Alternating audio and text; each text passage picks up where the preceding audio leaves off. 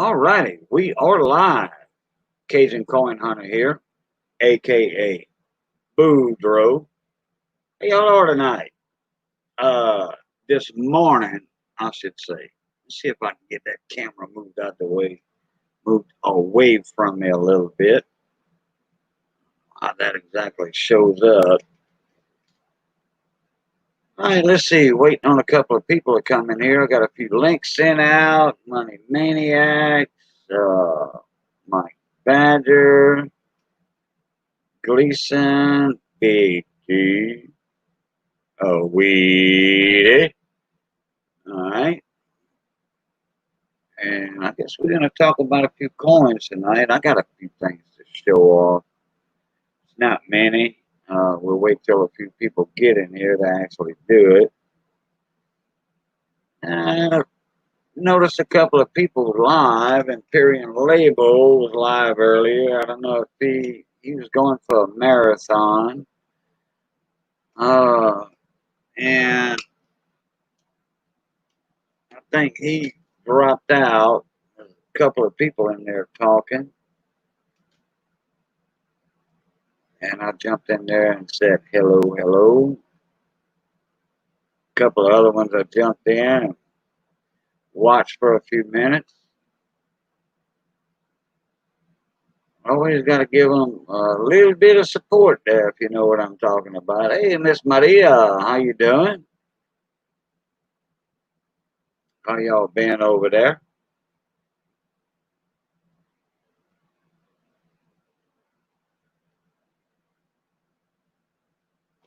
Let's see. Oh, I got to get to this. See, I'm not ready yet. Never ready. Like Ken Peavy always says, I got to take my hat off when I say his name. God bless his soul. Rest in peace, Ken.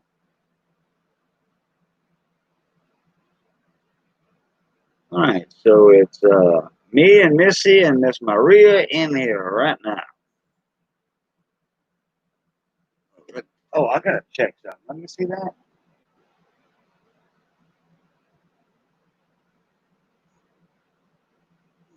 Okay, let me do something here. David Carlisle's in the house. What's up, mon ami?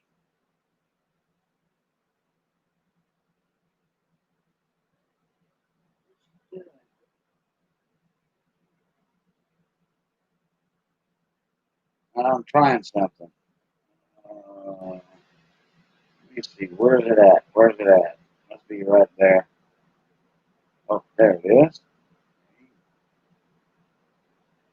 Trying something on Missy's notepad.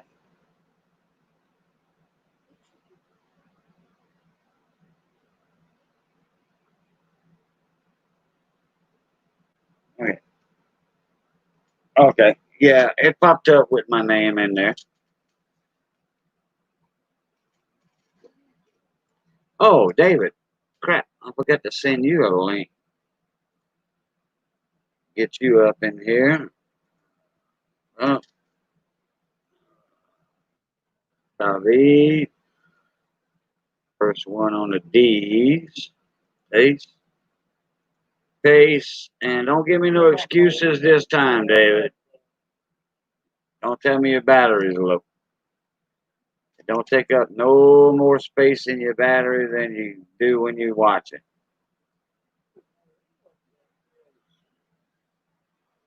Oh, yeah. Miss Maria, if you want to come up, Missy said, send you a link. It's only at 40%. That ain't bad, David. That gives you about 45 minutes. Plug it in. Plug it in. Plug your charger in. I used to go 6 or 7 hours, 8 hours all the time on a phone while I was live. I remember that well. I remember that well.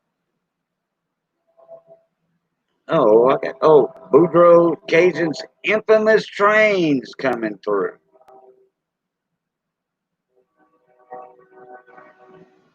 Yeah, Miss Maria, if you want a link, send me an email. I'll give you a link and you can jump up in the panel and you and Missy can talk a few words.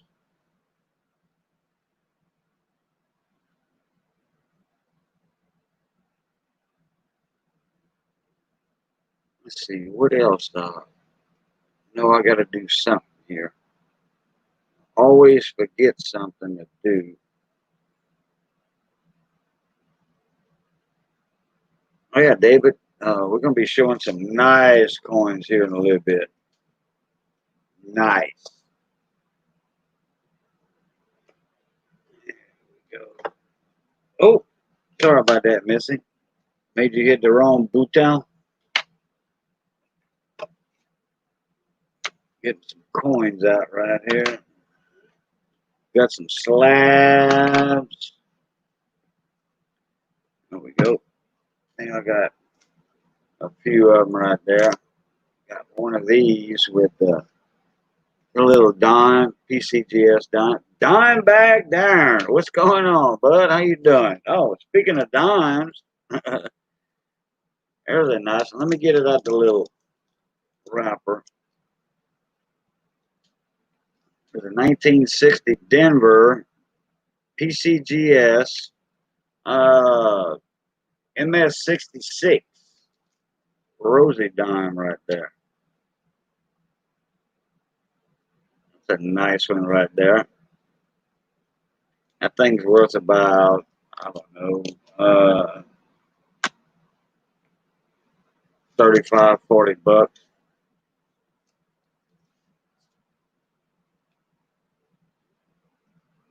We got a American Silver Eagle.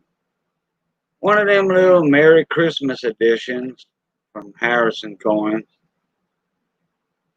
And one of their slabs. Deep, deep, deep, deep cameo. Like 12-foot deep cameo. Man. Yeah, you can see my camera in there real good. You know, you can probably see all kind of stuff in the background. That sucker is black chrome.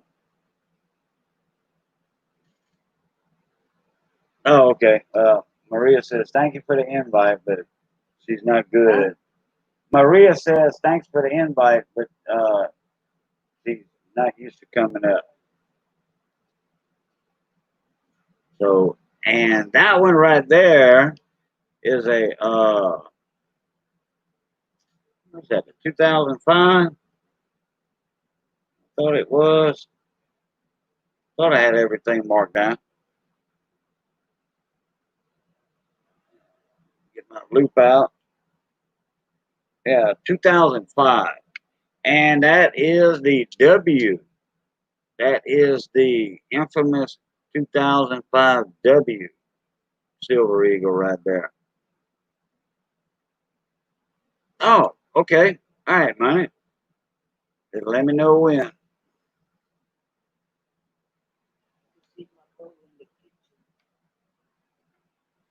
You can see your bowl in the kitchen from that proof coin. Yeah.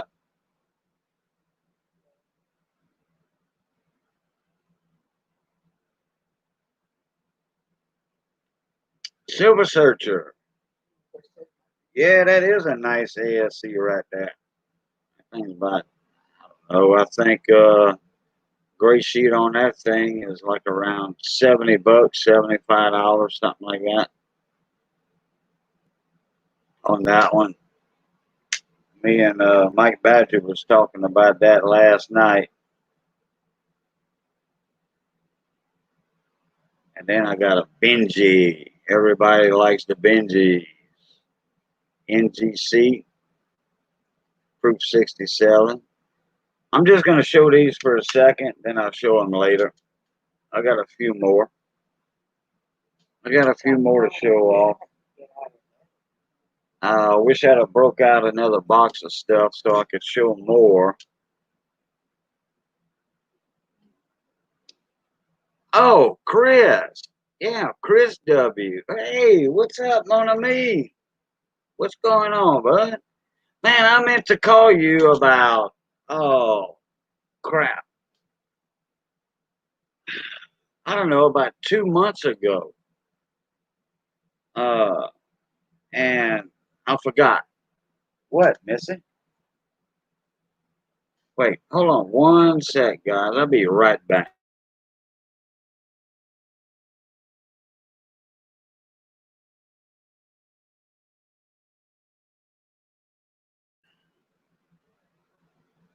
All right, Chris. I'm pretty sure you still got the address, right?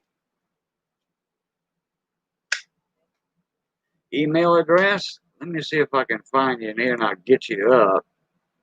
Because I know you're not at work right now. Ain't no way. I know you got the keys to the shop and all that, but uh oh, let's see here.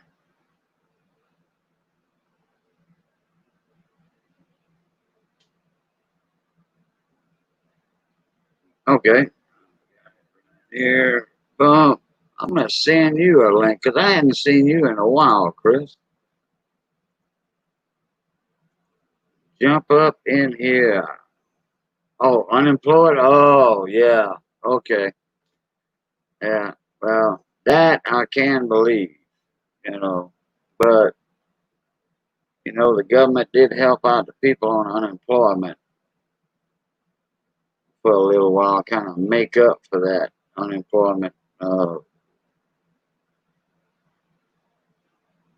David still ain't jumped up in here. Money's going to be up in here. We're going to be talking about a little future auction he's going to have for Miss Amy, Miss Yooper, Misplaced Yooper Girl. And I need to get some information on that also. And that's going to be one thing. I should have titled this, you know, uh, Yooper Girl, talk about Yooper Girl also. Hey, Miss Pammy Jones, how you doing? Hey, Cajun, you really helped me. Did you see the Constitution box video? I think I did. I,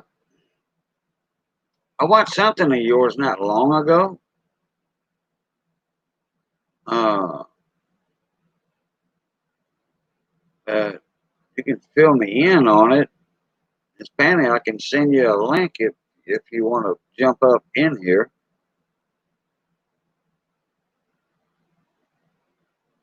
I'm still at a loss about how I helped you uh, on that.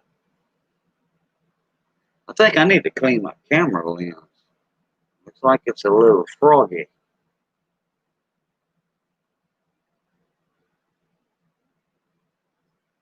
Okay, Chris W., I sent you a link. Uh, I'm pretty sure I got the right one. Watts, WATT. Pretty sure I got the right email address on that.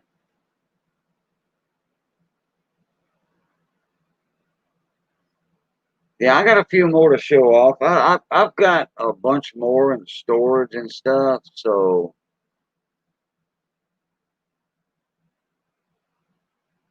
uh, it's not hard to break them out. It just takes a little time. Remember, you were on my channel and you told me how to edit your cooking videos. Oh yeah. I got you. I see. Yeah. Oh, that was just a little hint, tip, trick for because I don't edit videos. I mean, I'm gonna let everybody in here know now. I do not how to edit videos at all. And what I do when me and my wife's making cooking videos, she's doing the actual cooking. I'm helping out behind the scenes, but we do step by step Cajun how to videos, and then what I do when we'll go 5-10 minutes on that one segment, and then I'll say, okay, we'll be right back in two shakes, with the next step, and then I just hit pause, and then when we back up and we're ready for the next step, I'll click pause again, and we back up and running on more footage. I made a video. It is the Constitution box, and I couldn't have done it without you telling me about pausing the camera. Well, okay. Uh, I'm glad it helped, Miss Pammy. I'm glad it helped. So, like, like those Cajun cooking videos take sometimes an hour and a half, 2 hours to do. And I condense it down to 20 minutes. Miss Pammy, if you want to jump up in here, you're more than welcome. Because you have me in your panels sometimes also. So if you feel froggy, just let me know.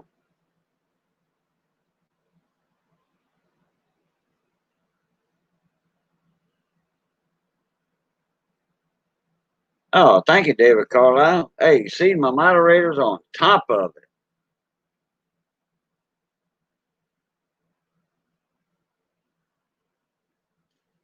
Oh, and then I got, I think everybody might recognize this right here. That buffalo design. I hate to take these out of the flips because I don't want to get fingerprints on them. They not a coin or anything, but they they are Huh?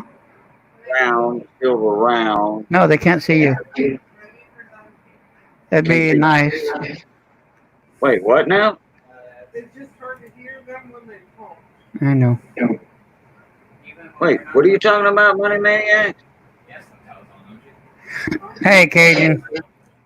No, I was talking to Miss Maniacs real quick. Oh, okay. Oh, well, I wish you'd have muted yourself. I thought you was talking to me. No, I'm sorry. Oh, okay. Not a problem. Anyway, everybody's familiar with the Buffalo nickel or the so-called the Indian head nickel. Well, that's a 1 ounce silver round right there. I just hate to take them out of the flips. I don't want to make them dirty. And, I've got just going to show off a few coins tonight. Pennies to Benjis. What's going on, bud? How you doing? So how are you doing tonight? Money? I'm doing good. Man? Just that works. Getting, just working. Yeah. Are you? Okay. Well, I'm glad you popped up in chat because I forgot to send you a link. And I forgot you was on that time over there. So hey, Luke Duke outdoors. What's going on, mon ami? So we're gonna talk a little bit about this auction you're gonna have. This fundraiser you're gonna have for Miss Amy. Okay. I mean, like I said, I'm glad you showed up, and I'm gonna go ahead and edit the title of my video. Okay. After it's finished, actually, I could do it right now. So go ahead and talk a little bit about it. Okay. Everybody that can hear my voice, we are going to be doing. You want to put me up there with you, Cajun? The way they can kind of see what we got going on so far. You're all right. Okay. Sorry about that. There we go. Fine. And look, I'm going to present you. Okay, yeah, not this stuff over here. This is completely different. Anyway, we're doing a benefit auction on August 4th for Miss Amy Smith. We all know her. We all love her. Yooper Girl. Jeep and John's been keeping us updated with her condition. She is, I believe, still in ICU. She had cancer again. They did over 6 hours of surgery in her abdominal region, stomach area. And I was on Mr. Alden's stream the other night, along with Lemonhead, CJ's Coins, Jeep and John was there, NC Kitty Fishing, a bunch of us. And we decided that it would be a good idea to go ahead and throw a. We hear it a lot, but go ahead and throw a benefit auction out there for Amy since she's always helping us. She's always supporting our channels. We figured it's, we could give back to her. So the three items you see in front of you, as of right now, these three items will be in the auction. These two come from Miss Maniacs. This comes from me. I haven't grabbed everything yet that I'm donating. CJ's Coins and Crafts is making some channel copper rounds specifically for this auction.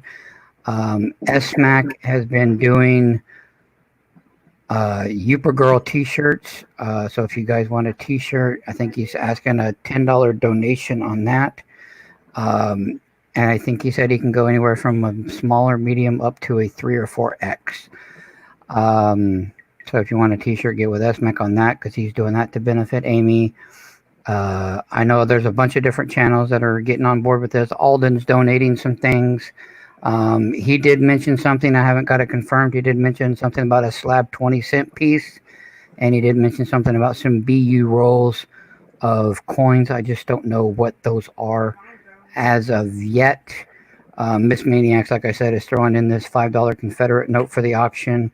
She's throwing in this PCGS MS69 Silver Panda, that's a 2016, and I'm throwing in PCGS MS69 Silver Eagle, first day of issue 1 of 2000. Like I said, we haven't got everything in. AB Silver was giving away silver last night on Big T Coins channel after his auction. We were on panel and he gave away the silver. I won a Canadian maple leaf, and I told everybody that that is going straight into the auction. So there will be a Canadian maple leaf going. John is pouring a 10-ounce silver for Amy. Sweet. I'll have to get with John because I don't know what he's doing with that and other channels. Like I said, there. This is still about a week and a half out, guys. So if anybody does want to donate or do anything of that nature for the auction, I will type my email in chat. You will need to get with me, and I will need to have pictures. You don't necessarily have to send it to me, but I will need pictures and everything confirmed no later than August 2nd. If you don't have it to me by August 2nd, it will not go in because I will be doing a Google Doc sheet all day long for August on August 3rd. And we will hold the auction August 4th at 5 p.m. Pacific, 8 p.m. Eastern Time. And for those Cajun people, that is 7 p.m. Bayou time. But like I said, we are just trying to show Amy all the love and support we can because she has a long road ahead of her, guys, and I'm just doing everything I can to get the word out. I do already have a preview video up explaining more. It's about a 3-minute video, and there's a lot of people that's been commenting on it, and they said they love to help. Redneck Metals, I think they're going to do some pours. A bunch of people, Jeep and John, like I said, Lemonhead Penny, NC Kitty Fishing, Alden Davis. There's just a bunch of us that are getting together, and so we're calling it. I'm calling it the Miss Maniacs called it the hashtag Amy Train. If you want to get on this hashtag Amy Train, jump on the board. We'd appreciate it. All the love and support we can get. Now, all the proceeds will go straight to Amy.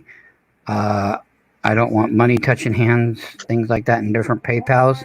So all that we donate for this auction, we will have Amy's PayPal scrolling at the bottom during this auction.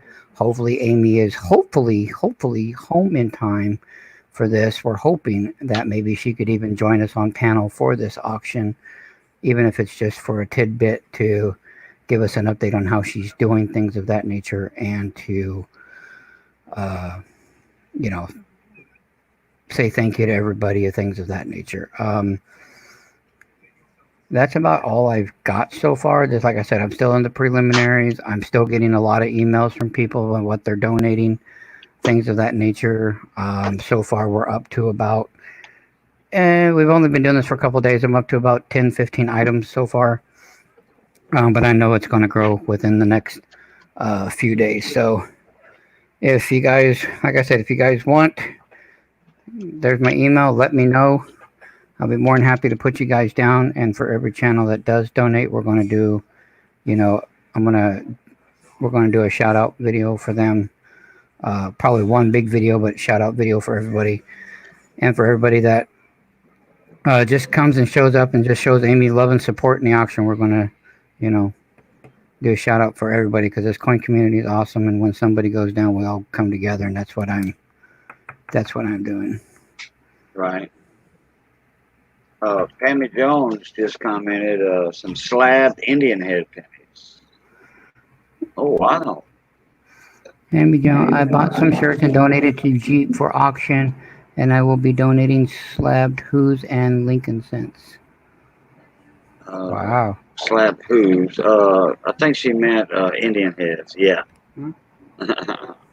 You know how automatic spelling goes. Autocorrect. Slabbed and okay. Pammy, I will get with Jeep and John, and you know, as long as I get the pictures and everything in for this, or if they do, or I'll talk to everybody. We'll come up here that, or if you know if they want to auction off live, they can. I'll bring them up to the panel real quick, and then they can do it that way too. But I'm just letting you guys know this is just a little bitty preview of these three items will be in the auction along with 1 ounce Canadian maple leaf. There will be some 90% silver Benjis and stuff in this auction, and copper.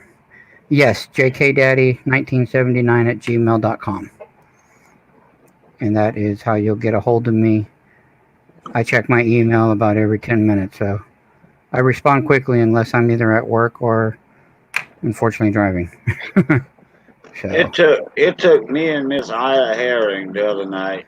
Thank you, Pammy. The other day, I mean, took us about an hour to figure out how to get notifications up from my email on my monitor. You know, like when I get an email, for it to actually show up on the bottom right of the screen. Oh, wow, that's crazy.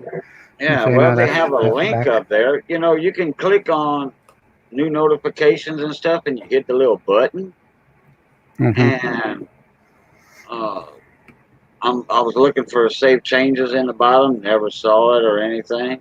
And then I noticed that the top part where it says, you know, make changes to notifications, where it says click here for changes on notifications. And I noticed it was blue, but I didn't think anything about it. And then, guess what? When it didn't work 2 times, I'm sorry. I clicked on that, and it said allow notifications for Gmail. So then I went to save changes, and boom. So we finally got it. I see it there. So no, but like I said, let me go grab that, if you don't mind, Cajun. I'll go grab that video off of YouTube real quick that I just did, and I'll post it in chat.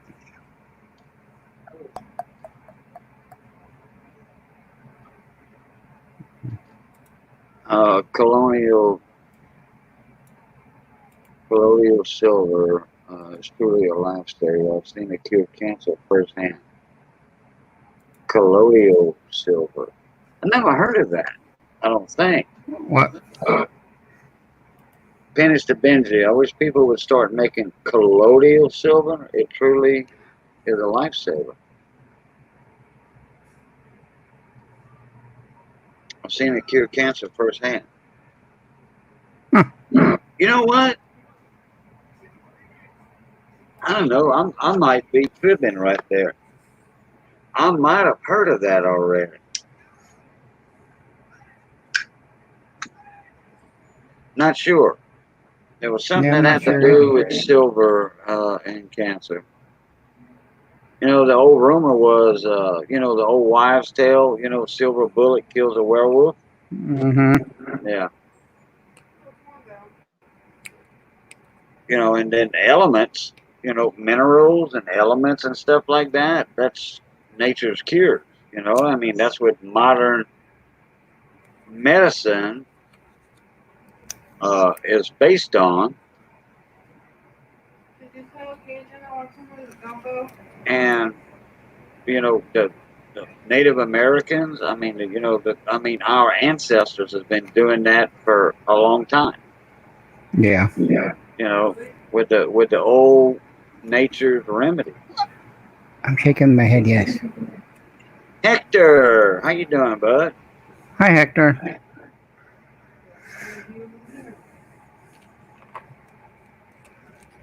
Yes, I was shaking my head yes.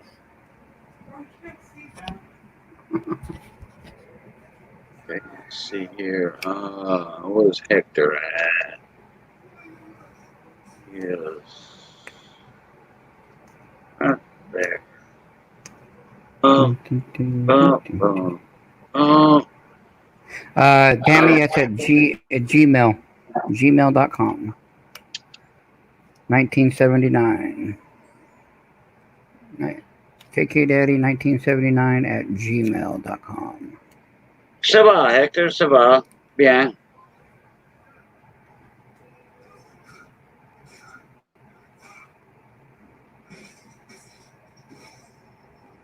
Michael M.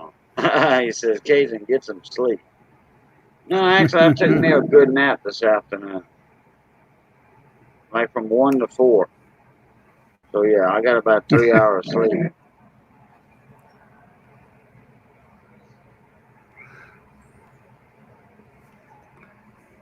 How much for the pen?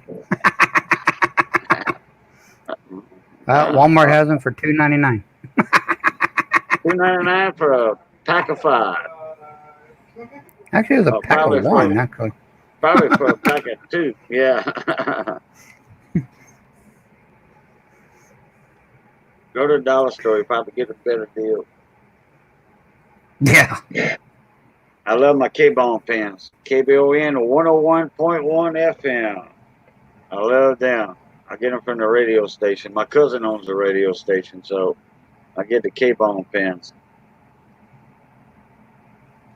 David said I nap from 4. I nap from 4 to 12. 4 in the morning to 12 noon. Okay, Miss Pammy, I just got your email. Actually, Luke Duke's brother, John Snyder, Bo Duke, comes to the K-Bone station every now and then.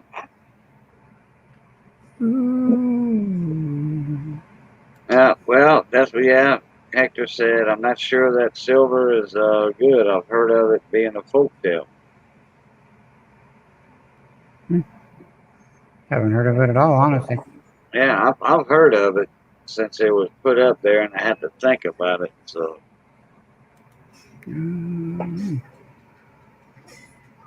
I'd like to add some gold plating to some appliances from my wife. What are your rates? Miss This Pammy. depends on the price of gold that week.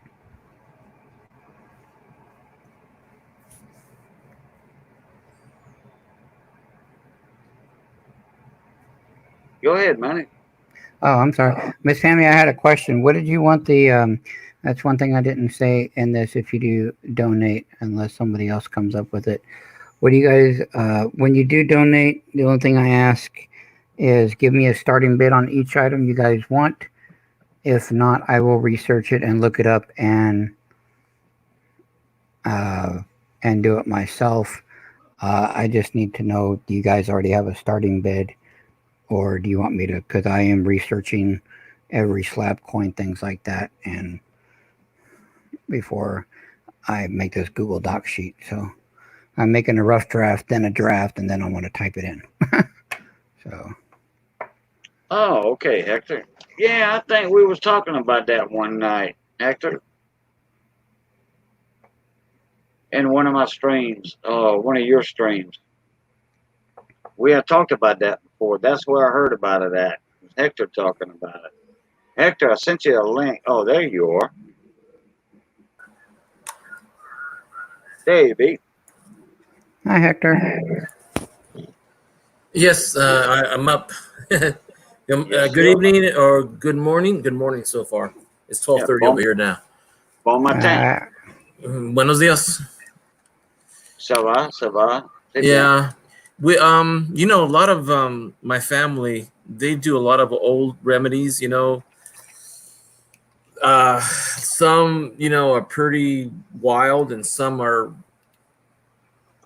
I don't know how to say it, more like witchcraft. And Yeah. and in our culture we call them curanderos, white witch doctors. They know how to massage people for certain things. I mean, we have certain leaves that we use for earaches and tonsillitis and fevers that bring it down. Those I've seen, but rubbing an egg over you, taking the evil eye, all that stuff that is really extreme, hasn't really been fruitful. What I've seen, and I mean, my family goes way back to the old Indian days. Yeah, I was just going to say, Heath, I would usually answer that question, but I don't really do that on other people's channels. I don't get political. Um, I leave that up to personal opinion, really. So how you been, Cajun? I haven't seen you lately. Well, actually, I've been busy also working. Finally. Oh, I've been on. I've been on live. No, it's me. I haven't been on. Been on with Big T Coins, Mama T, and Yeah, because I just saw you last night on Big T. yeah, yeah, you were there. Yeah, we were talking about Miss Amy and what she's going Yeah. through and all that. She's all You, I she's in haven't seen. all our prayers. Yeah, mine too. So, has she had surgery yet? That's the last She time I heard. she she has had the surgery. They're doing a bunch of biopsies now. She Uh-huh. is in ICU because of pain management. They're trying to control her pain and keep her as Right. comfortable as possible. She was under the knife for over 6 hours. Yeah, I heard that part. And they're hoping that in a day or two they're going to take her out of ICU, get her into a regular room, and we're hoping within about a week or so she'll be home. So I'm super hoping that by the time it is auction time for Miss Amy Smith, Yooper Girl, she will be home resting comfortably. I hope with as much support from her family and all of her friends that she can have, and she'll be able to join us for the auction, even if it's just for a short time. So,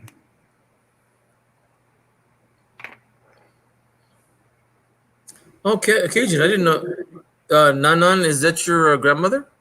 My nanan. No, it's my godmother. Oh, I'm sorry. Yeah, like that was she was my nanan. Uh-huh. Like godfather in French is parent, Uh, and nanan but we don't say nanny. Just got. We just say nanan. we call And our they nickname. very We have two ways of saying it. One, we say madrina or padrino, and for short, we just call them Nino and Nina. oh okay. mm-hmm. Well, I'm sorry to hear about that, there, Cajun. Yeah. In fact, I I don't have any aunts, and I only got one uncle living out of my mama on my mama's side. I got one uncle living. That's it. All my aunts and uncles passed away. Yeah, same here on my dad's side. He only has one brother left, the youngest, Charlie, and my mom has got 12 brothers and sisters still living. And actually, the my uncle that's still living, he's my parent, my godfather. Hmm. And he's godfather to a lot of kids, though. A lot. Yeah, I have six. I have six godchildren. I got one. I got One, one. That's hey, a, that, one's enough. That's enough blessing there too. Yeah, and that's my best. It's not even in the family. That's my best friend's daughter, Carl Oye. One of my best friends. It's his daughter, Bethany Marie. I have 26 nieces and nephews. Cool. Well, just like my paran, he's got a bunch of nieces and nephews and great nephews, grand Hmm. nephews. That must be close to 50 altogether. You know, Wow. with the greats in there. Yeah, my dad, one of my wife's cooking ladies, they get together for Christmas and they do a bake off, and then they go like twice a year to the coast and they go out dinner with girls' night, and they get together every fourth Wednesday or Thursday. I forget which day it is. And they go out together. And her friend Kathy is my dad's goddaughter, plus 6 out of her 9 brothers and sisters. He's a godfather to the family. Now that's a big crowd too. Yeah. Oh, sorry to hear that, Miss Maria. Oh, sorry, Maria. And then you can't go see him. As a matter of fact, today we lost 2 more people in our county. We're a small county, and we lost 2 more people that, huh? One of them I knew, the other one didn't know. At least Oh, I'm glad Penny. I finally get to go back to work tomorrow. Kiki got tested. We had to be out of work because work thought my daughter had corona. Oh, ooh. Well, we work at a casino, and she Yeah. called off because she had a really bad case of the allergies to where they were making her dizzy, and they're like, "You need to go get tested, dear." And I'm just like, "Okay, I know my name's getting popped in a minute." My boss calls me into the office about an hour later. He's like, "You know what that means?" I'm like, "Yeah, I'm clocking out. I'll catch you later." Yeah. Yeah, Oh, my wife. Penny's to Benji said back when the plague, hit that long time ago in the 30s, the rich didn't die because they ate with, I guess, silver Silver. powder and put silver dollars in their milk. I guess the the silver dollars would kind of dissolve in the milk. I guess I know that was years and years ago. In fact, the old Egyptian days, uh, the Egyptians and the rich people would eat with gold powder, real fine, fine, fine gold powder.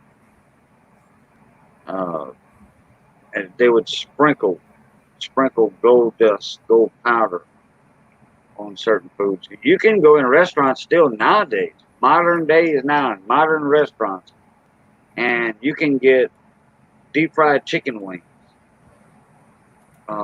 sprinkled with gold flour, that powder, real fine powder. It's expensive, and they say it's good for the digestive system and all that stuff, and they sell it. In fact, International Stacker, I mentioned this last night in Big T's panel, that International Stacker, he goes overseas a lot, Dubai and all that. I think he was at the Dubai airport and he noticed food grade, food edible gold flour, edible. And it was fairly cheap. It wasn't that much. And he was like, "Can anybody explain to me what is this? I never heard of it." So I commented and uh, and told him my story about the old Egyptians and the modern restaurants. I mean, I told him right away what it was, and he commented back. He says, "Thank you very much, Cajun, for the info. I did not know about it, and I sure will investigate. Do some research on it." Oh, Pammy, I sent you a link earlier, Shaq. There's remember the smallpox plague back in the 13th and 14th century in Europe when they were killing thousands and thousands of people. The rich people were dying. The people that were milking the cows. You ever heard of the fair skin of a milkmaid? It's an old quote from the English to say that I've heard that. Yeah. Yeah. And what happened was drinking milk itself or handling the milk, the fat actually had properties of antibiotic properties and prevented the people from getting smallpox. And I remember that when they were telling me that milk is good for you. Maybe drinking the milk was for the rich people, when they could afford to buy it. And the only people that handled the milk were the milkmaids. Oh, okay. So it may have not been the silver in the milk. It may just been the milk itself because there was no pasteurization in those days. There was no fat rendering. It's just straight, from the cow. Right. Well, there's an article. Anybody can Google it. Anybody can. It's well-known information that's out there about onions, whole onions cut in half. There was this doctor, not old-time doctor, in the town. That's when they made house calls and all that. In the village, everybody was sick, and just so happened he was like 2 doors down from one patient. He went 2 doors down. Everybody was fine. Everybody was in A1 shape, no problem. Like, well, how y'all doing? And no fever, no nothing. They were healthy. And he noticed there was a half of an onion in a bowl on the table, and there was an onion in the bedroom, and there was an onion in the other room. Back then they only had a couple of 3 rooms in a house, and the onions were getting a black, brownish color, blackish color. And he inquired about that, and they say, "Oh, we do that all the time. It's an old remedy." And back then, that must have been a very old remedy. And he did research on it, and guess what? The bacteria in the air and attracts it to it. So when you go to a family get together, a reunion, or a party, and there's potato salad out on the table, some people get a little sick, food poison from the potato salad, and people blame it on the eggs. Guess what? Yeah. It's not the egg. Mayonnaise. They did research. Mayonnaise is made with eggs. Mm-hmm. So they did research on it, on one without onions, cut up onions in a potato salad, and they did, and then with onions. And the ones with the onions had the bacteria in the potato salad. And it was a scientific test. So, yeah, that's very interesting right there. When we do that, we put all our bowls and trays with ice underneath it just to keep it cold. There you go. Yeah. Coin collector, Ohio. What's going on? Jeez, I haven't seen him in a while. That's what we do. My grandpa does it all the time for the germs in the air. 100% correct. Because he did that back in the old days. There you go. I got backup on that. By somebody in here, not just Google, because everything you see on Facebook is true. Not. Not. But if it's on the internet and it's scientific research by an accredited doctor, yeah, that's a fact. Hey, you doing there, Midnight? How you been? Midnight Silver Run's in the house. What's up, Mona Me? How you doing? Hey, David Carlisle. Hi, Coin Collector. Hi, David. Dave's not here. I could tell you one thing. We used to use wild onion when we got cuts and scrapes. We used to cut wild onion open as an antibiotic. There you go. There you go. Hi, Midnight. Sorry, I've been missing everybody in chat. I'm just busy over here. How you been, little buddy? Hadn't seen you in a little while, Dallas. Well, I've been seeing you do your Fortnite or, your game stuff, jump in there to say hi, but I haven't seen you in a while. Yeah. Right. Sweet onions are better. I think he was trying to write. Better. I think that's what he's trying to write. The B's right next to the V. Well, midnight. And the W is next to the E. I think he's typing with the home key. He's typing, not even looking. That's how you're supposed to type without looking. Yeah, well, I can do it, but I'll make a lot of mistakes. Midnight, I've been doing okay. I've been a little less online because I've been working a little bit, so not full time, but working.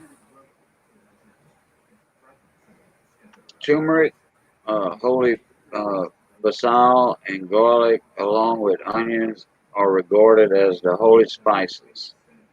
There you go. It's just like cinnamon. We put it in a coffee for the heart. Yeah, cinnamon. Yeah. Yeah, but try snorting it though, or swallowing a teaspoon of cinnamon. See what happens. Says garlic, onions, and garlic. They kind of leak. Onions, garlic, and leeks are kind of like in the same type of family. Onions are totally different than garlic, but it is a root crop, a strong root crop, and all three of those have even carrots. But carrots like vitamin D. They say is good for your eyes because the bunny rabbits can see at night. Yeah, right. Anyway, shallots. Yeah, anything in the leek and onion garlic family. Leeks are actually in the garlic family. Well, let me see. Elephant garlic. The big, huge garlic that gets like that. That's actually an overgrown leek. It's not a true garlic, but it's in the leek family. But any strong root crop like that they have medicinal purposes. I used to go with my parents. We used to go like places like near the river when the water was still full, and we used to go to like sometimes in the foothills and pick up mushrooms, or we find a certain skunk. They called it skunkweed, but that's what I called it. But it's an edible salad. Dandelions, we'd pick them off our front lawn. We'd be glad to see them, grow in the front because we make salads out of it. Even that tall, thorny looking dry weed, you peel it off and it's almost like a white substance that comes out of it. It's a painkiller. We use that. Oh yeah, I know about that. Yeah. So with a lot of things that it has the serrated leaves, the serrated edge leaves. Yeah, I know what you're talking about. And it's real prickly around their leaves. Yeah.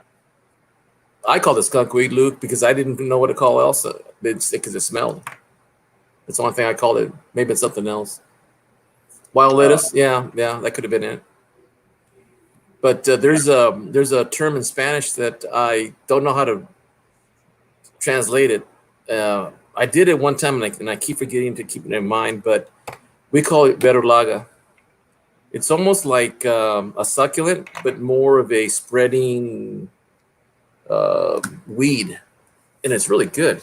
It's almost like a leek, but it's flat.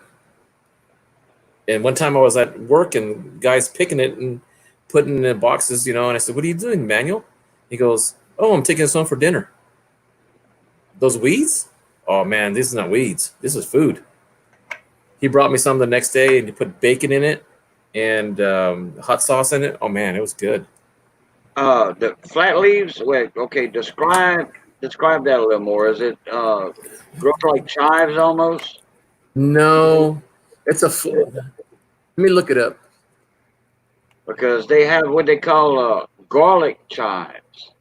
It looks like chives, but it's not a tubular leaf like a chive and a green onion top. It's a flat leaf like grass, but it has a hint of garlic to it. That's hence the name garlic chives. Oh, And it clumps, and it clumps, and it spreads out with the rhizomes to the roots.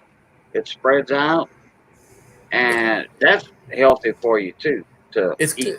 it's called verdolaga. It's purslane. Purslane. Oh Yeah, yeah, purslane. Yeah, yeah. We eat that a lot when we were kids. yeah. It was Purslane is healthy for you, big time. yeah. I wasn't too crazy about it. Uh, bull thistle. You know what bull thistle is, huh? Pam, I'm here from California. Don't I sound like a Californian? Y'all know what bull thistle is? Oh, I'm from America. My dad was born here. My grandpa was from San Francisco. Bull thistle is. We have a name for it down here. It's called Indian turnips. Oh Uh, yeah. it's real prickly. It makes a nice purplish pink flower like that, and all Is that. it That's when it's very mature. It'll grow tall, and it's prickly. The leaves are very prickly, and uh, and actually the stalks and stuff on it, the stems on it, the stalks are uh just like celery. Tastes just like wild celery, I and never it's had wild celery. Does it look like celery, like regular celery? kind of no. Actually, celery Hey, has coin collector. the stalks that are bunched up, and all then the leaves on the top. This has leaves kind of like that one plant you was talking about that you break in Uh-huh. half with a white milky substance Yeah, yeah. and you rub on a cut or whatever. For the Or pain. yeah, or yeah. So it kind of looks like that. But just look up bull thistle, and there's going to have a few other names for it. That's what we just call it, bull thistle or Indian turnips down here. But man, it eats good. It's like celery. You can put that in salads or cook with it. Now you're making me hungry here, Cajun. Super Silverman said if you put a carrot in the microwave, it turns into 100% carcinogens. I did not know that. What? Really? I didn't know that either. Huh. Scent holders in the house. Hi, Scent Hoarder. I'm sorry. Cajun caught me. I was in the shower and I was in the middle of paperwork, and this was kind of here. I'm not trying to promote anything on anybody else's Yeah, channels without permission. So, no, we're promoting Amy's auction. well, we're promoting Amy's auction, but what they're looking at is this is for a different auction coming up at the Oh moment. no, hey, you do yours too, dude. I got you in here for for yours, Amy's. You But know, anyway, everything you guys have been looking at under the scope since I got permission, the bus cap dime, the seated Liberty dime, this 100 years of dollars, there's a Morgan piece, ASE, Ike, Anthony, and Sacagawea, silver bars, all these Morgans I'm going through. This will all be in the auction on Tuesday at 5 p.m. Pacific, 8 p.m. Eastern. I hold an auction once a week because I just got a license to become a coin dealer, and because of COVID right now, I'm kind of working from home doing it this way until COVID kind of lifts its barriers with all the governors, and then I'm going to start. I'm going to start. Me and Miss Maniacs. You guys will start meeting us very, very soon because we're going to be in everybody's states, heading to all the coin shows that we can because we're going to start doing this as, part-time to full-time business and setting up. That's why Miss Maniac says, "Oh, you're going to Cajun Streams. Tell them when we get to Louisiana, Missy better have a bowl of gumbo for me. I've never had gumbo." Oh, she will. Gumbo, or depends on what time of the year you come. We can do a crawfish boil or whatever. I ain't had a crawfish boil since I was knee-high to a grasshopper, and I don't even remember it. Uh, I was just told that I had one. Actually, Missy will show Miss Maniacs how to make a true Cajun gumbo. That way, you can have it whenever you want during the year when y'all back at home. Ah, sweet. Yes, Then Pammy Jones. order. Yes, Pammy Jones. It will be on the 28th. I do them every Tuesday at 5 p.m. Pacific, 8 p.m. Eastern. Things that you haven't seen are right here. I'll put those. That's why I'm. There's another Morgan I had under the scope. This one's an 82 Philly. Okay? This one's the 80. That one's the 85 New Orleans. Okay, I knew I had one. So then there's the. Let's take it off. That'll be in the auction. PCDS Proof 69 Deep Cam 1987. This will be lot number 2, as you guys can see. Both of these are 1964s. These are both 2014s. And all 4 coins are Philadelphia. And then this will be in the auction as well. Along with everything you guys see here. I've got the whole Eisenhower set. All 4 Brown Ikes will be in 2007 P&D. There's a year of... This is a 2012 Year of the Dragon Bar. This is a 2013 Year of the Snake. This is a very, very pretty toned Dwight D. Eisenhower. Even toned on the back. One of those old collectible bars. This set will be in the auction along with all these slabs. And there's also going to be a Panda Round 2014. Yep, that'll be in. These 3 dimes are all silver. Presidential coin, 2005 SMS California, and a Proof 69 Ultra 86 Liberty half dollar will be in. Along with, again, I've got an Air coin right here, along with the older coins and other slabs that I'm over here working on. That's what I'm in the middle of doing while I'm up here, just finishing, so I can put this into a Google Doc sheet. That is what you guys are watching me do. Well, thank you, Cajun, for letting me have the floor again. I do appreciate you, sir. Put that there. But Oh wow, Hector said the A&A coin shows in Colorado are being canceled. canceled. Yeah, just like the Another 2 years? Oh, 3 years? Wow. Hey, you just got rated there, Cajun.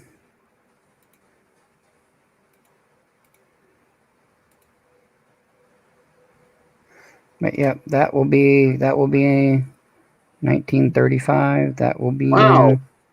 Big Mill raid. Man, I was in Big Mill's channel earlier. Hi, Big Mill. Welcome, Mike Raiders. Mike Pallet, hello. Let me see. Popcorn King. Hey, EP. I always loved that name, Popcorn King, instead of Popcorn King. Mm-hmm. I always loved that. History Man's in the house. Hi, History Man. Let me see. What did I miss in chat here? Mike Pallet. Turkey sandwich. Probably came E from there. pluribus unum. Turkey sandwiches in the house. E pluribus. Grey Wolf Country. Mrs. Four North Coins. Phenotypical. Well, Welcome, Raiders. Welcome, welcome, welcome. And I would love to get Big Mill up here. Big Mill, me, JW. We go back a little ways. Mo Dog Silver. Got some new names in here. I need to catch up on all these guys. I need to get them. Well, Jeff D's in the house.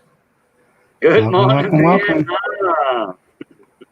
Well, I know 4 North Coins. Mo Dog Silver, I don't know. I tell Hi, you what, Far North. JD Coins, I do. Good morning, Jeff Vietnam. D, Mike Paulette, Michael Muncher, Ty Hitman. Welcome, everybody. TY Hitman, Ray. Oh, I know You Storm in definitely. California. I know Storm in CA. Party Pickle, yeah. Party Jonathan. Pickle. Yeah. I know Well, that bunch. everybody, welcome, welcome, welcome. Purpose Unum. What's going on? History Man asked, can he come up, Cajun? Oh yeah. Naturally. Just send me an email, History Man. John B. Big Mill said to say hello. I'm surprised Big Mill ain't in here right now. Hey, Cajun, you want me to send him an Hi, email? Mama Mill. There's Mama Mill. Yeah, go ahead and do that, Hector. All right, thank you. John B. I know John B. Gina R. Familiar with that name. Thank you, Stormy.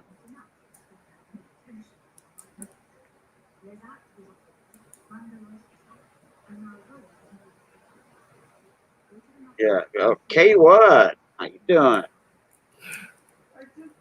You all right, chap?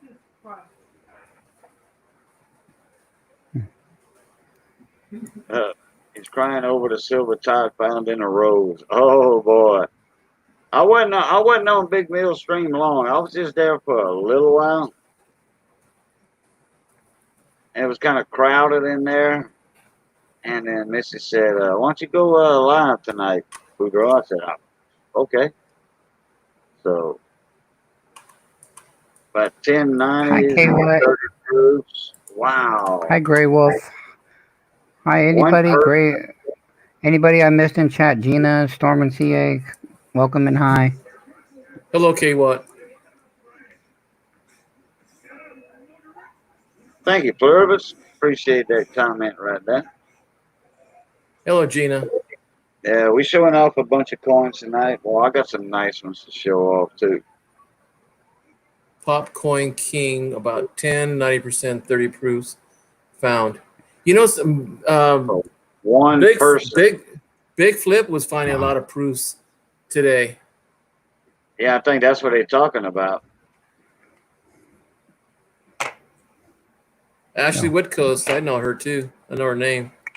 Yeah, Phenotypical, yeah. Yeah, if anybody hits me up, I get the notification on it. I will hit you back. Alfred R.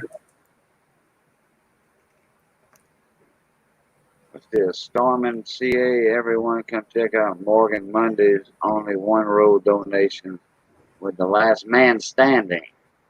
Wheel of Terror donator prize, 9 p.m. Pacific time. 2240s, 4 Kennedys, 1 Benji, and a 1919 Walker. Good lordy.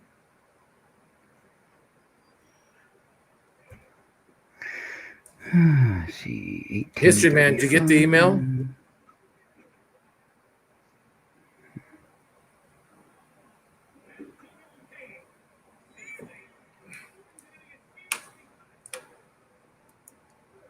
I haven't seen Big Meal himself pop in here. I wanted him to come in.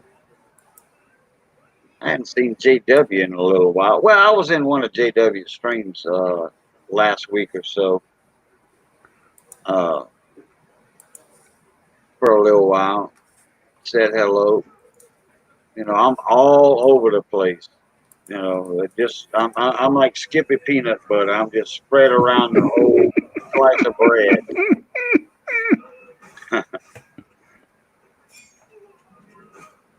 I say 40% by switching to Geico. Uh, that's what it's called right there. Drop the mic.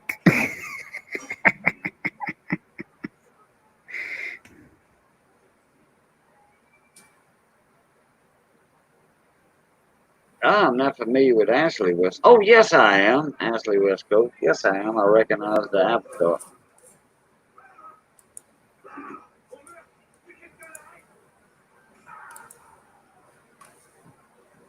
JW probably sleeping or working on forward. Yeah. Carlos Z. What's going on, mon ami? Hadn't seen you in a while.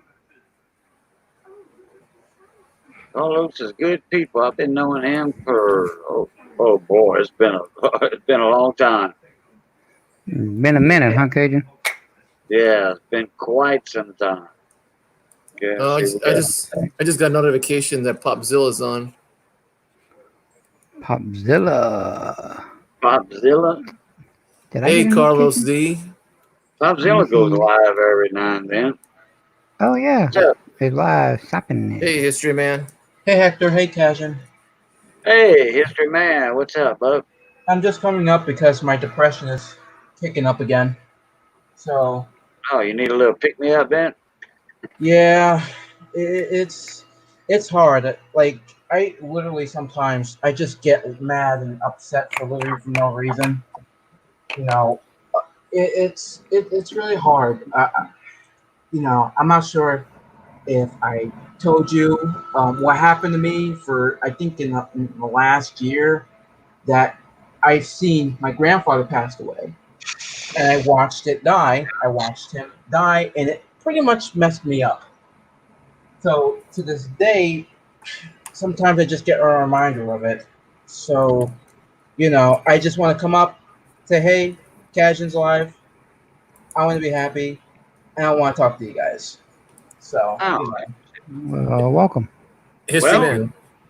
I mean, That's that. you can stay in here. That ain't no problem, But Hey, just let's all think negative. I mean, positive. there's that's Big right. Oh, Mills. Cajun, come on. This guy. There, Pay there no you attention. go. There you Yeah, go, History Man. There's right there That guy right symbol. there. That guy. That guy. history's Mhm. been in my streams, in my panels a few times. Good information on that guy too. Oh God, dog. Oh, yes. Oh, yes. There's Big Mills. Big Mill in the Hey, house. Big Mill in the There he is. house. Boom. But I'll be here for a little while because, it's getting a little late over here. It's like, it's 4 o'clock here. So, I'll be here for a little while just to talk and then just go back to sleep. Not number 8. So, what are you guys talking about in the past? Like, it's coins, right? Yeah, we're Yeah, talking about silver. coin at Silver a coin. couple of auctions. Oh, you guys are having auctions. Well, future auctions. Oh, for One future of the auctions. benefit Okay. auction for Misplaced Yooper Girl, Miss Amy. Oh, okay. Thank you, Grey Wolf.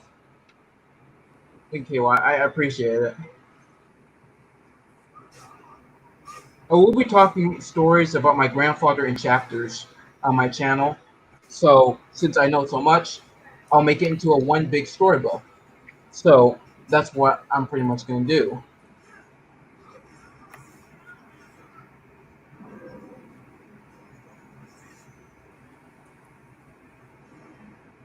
Oh, now it's Okay, quiet now. excuse me, I'm typing. Oh, okay. I was about to say it was very quiet. No, I'm typing too. That's why. Oh, okay. Well, Yeah, I'm sorry. I'm over here trying to put an auction together, and one of many. This is one of many I'm working on right now. Yeah, work's never done.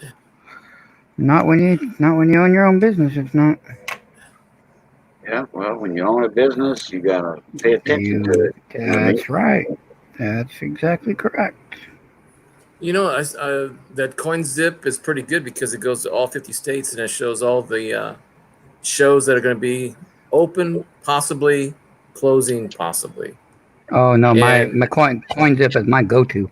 no, I'm not talking about that. I'm talking about around the country. Yeah, no, that's what I'm talking about. CoinZip is my go-to. Every state, it's got all the Yeah, information. Hmm. that's his go to for information. Oh, I see.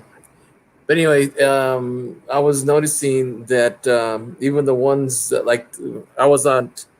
Whose was I? Oh, I was on the Glendale Coin Club, the one that Michael Kittle belongs to. Hmm. They're doing theirs online, and it's not that bad. I mean, it's a little how should I put it? A little sterile at times, but they had some guy on there that was pretty good speaker, and he was talking about the virtual reality museum that they have at the NAA museum.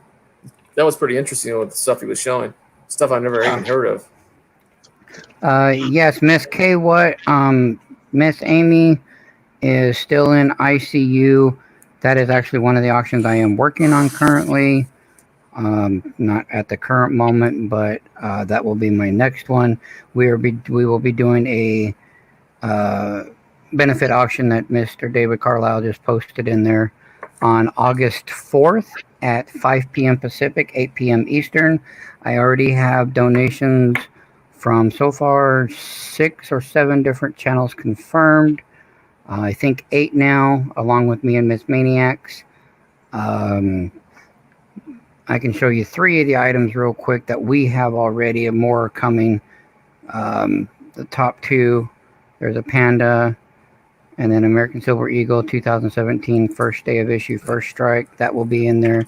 And then Miss Maniacs is throwing the $5 Confederate note in the auction as well. So those will be in the auction for Miss Amy. We do have a silver Canadian maple leaf coming. I do have some copper rounds coming from CJ's Coins and Crafts. He's making them. He's making special channel rounds for the auction. Mr. Alden Davis is sending. He said something. I've got to get it confirmed. A 20-cent slab piece coin or slab coin, and he's also sending a few BU rolls. Miss Pammy Jones just sent me pictures, and she is also sending. She is donating uh, an Indian head slab penny, and I'd have to look at the picture again, but another. Pammy, put in there real quick what the 2 you are donating. I can't remember what they are with the grades on them, please, if you don't mind. Thank you, David. That YouTube channel that David just posted there, that gives you all a little bit more information about what's going on. It's about a 3-minute video. More will be posted very soon. When I get more updates about Amy, I got to get with Cheap and John and Lemonhead and the rest of them. Lemonhead's another one that's donating. NC Kitty Fishing is donating. Um, Big T and Mama T said they were going to do something. There's just a lot of channels coming together for Miss Amy. So, but that's all the information I have on Amy at this time. Cajun, I have a question. Yes, sir. So in this auction, like, you literally have to pay for something, or like to pay for the coins, like that you can get, or you just give them away, like. No, you're talking about the auction that Money Maniacs is going to have for Miss Amy. Yeah. Oh yeah, you have to pay for the coins you're going to get. Okay.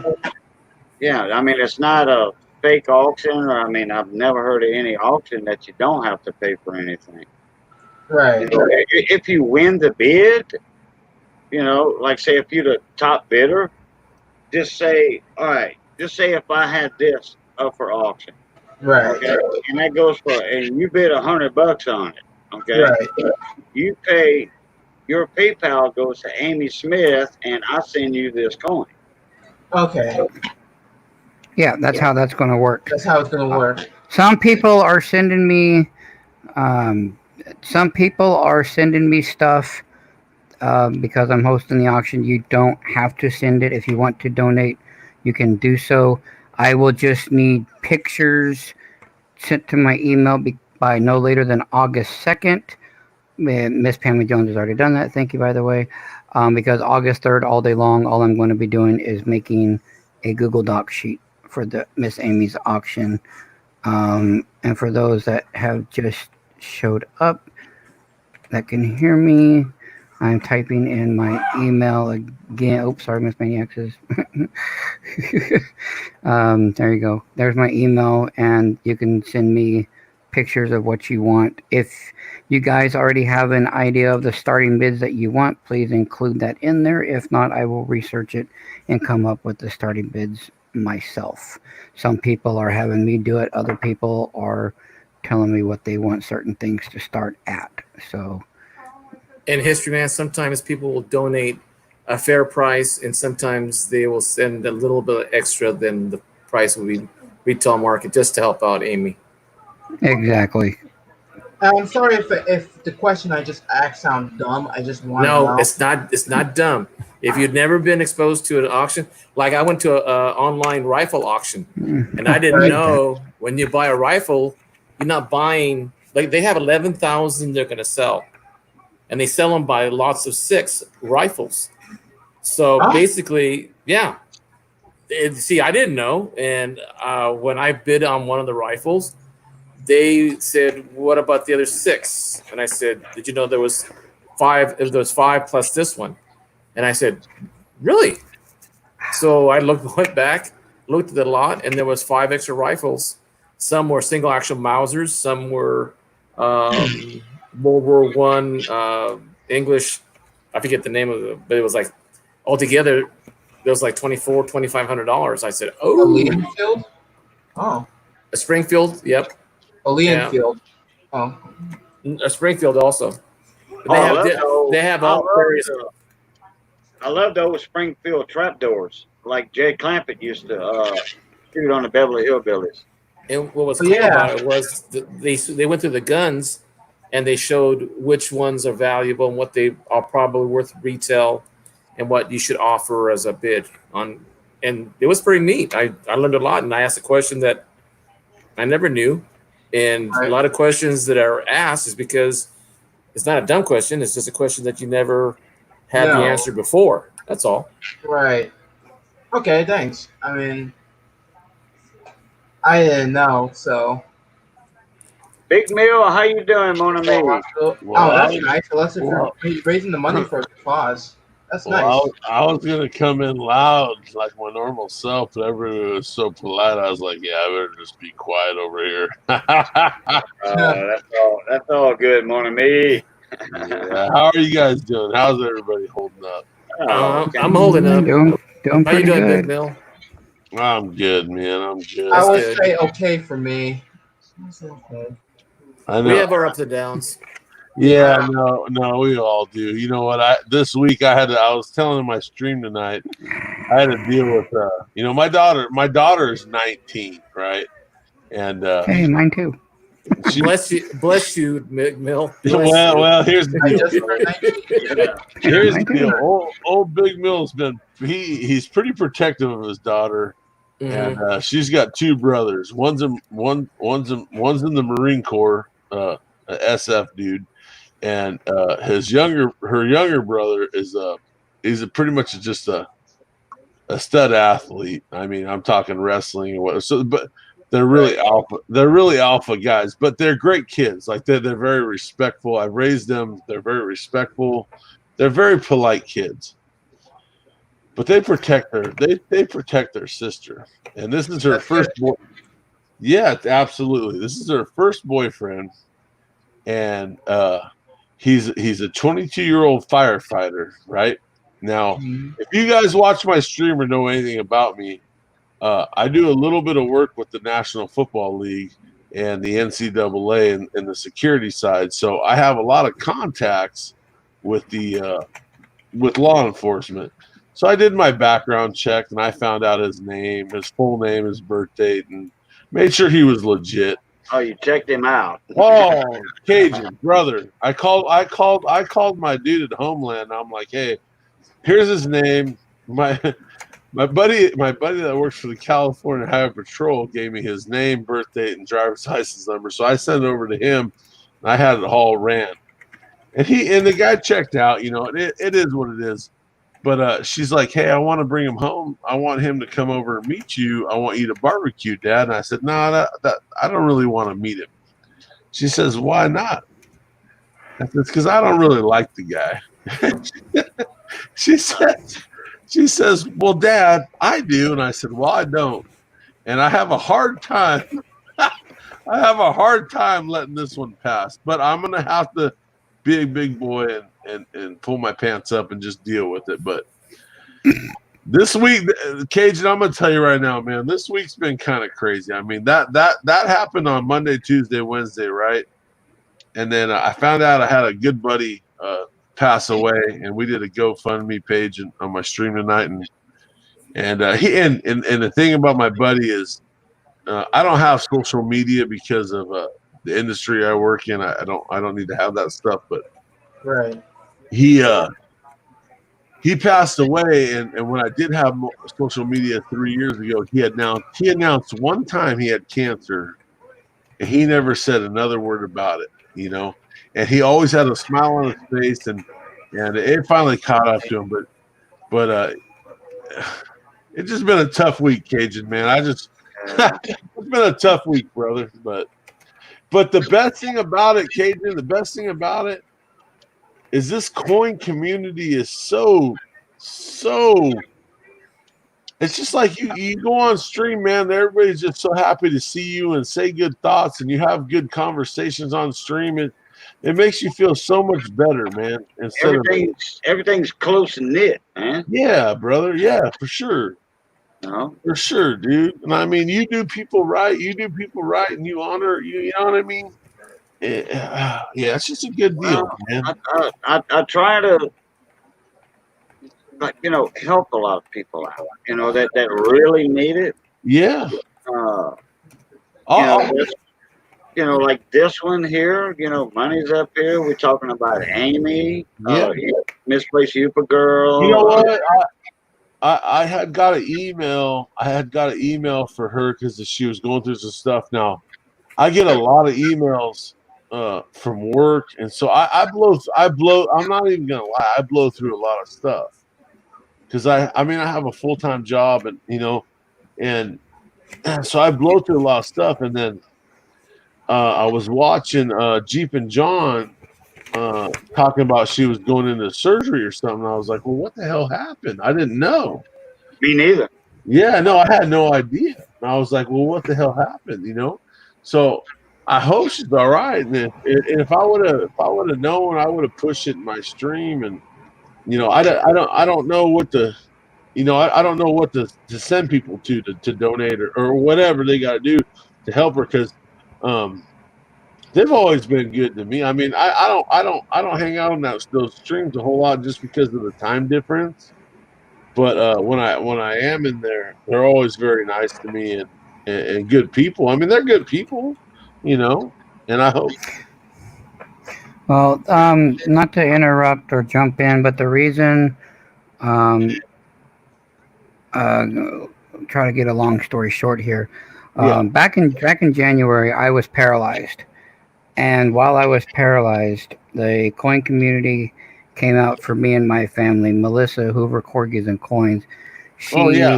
She set up a benefit auction for me and Miss Maniacs and my family to raise money because I was out of work. Supposed to be for 3 months, but then Corona hit, so I was out of work for 6 months. Oh God! And she raised money for me that night, and I said one day when I am going to pay back to this coin community, and I'm going to spend the rest of my life doing so. So what I do, and I've already got permission from Cajun to say this, is every Tuesday, me and Miss Maniacs, we hold an auction on our channel, 5 p.m. Pacific, 8 p.m. Eastern. Okay. But once a month, I find somebody in the coin community that needs help, and we do a benefit auction. Last month, we did it for Bradley Height. This month, we're doing it for Amy Smith, Yooper Girl. Next month, the month after that, will be for somebody else that will need our help. I don't ask for anything on these auctions. This is just my way of paying it back.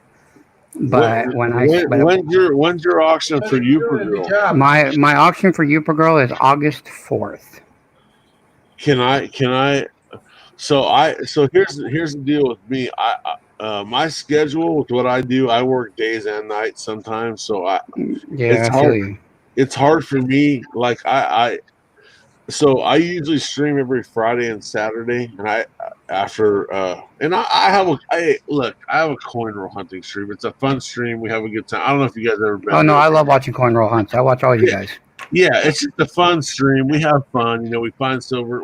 It is what it is. I don't. I have guys come in and go, "Hey man, you need to check for the 74 DDO," and I look at them. I go, "Hey brother," I said, "This is like a WWF match here." I said, "We just have fun and we try to find silver." Now, Right. I have members to my channel, and when I do private streams for those members, I will hunt a box and we will check for errors and varieties.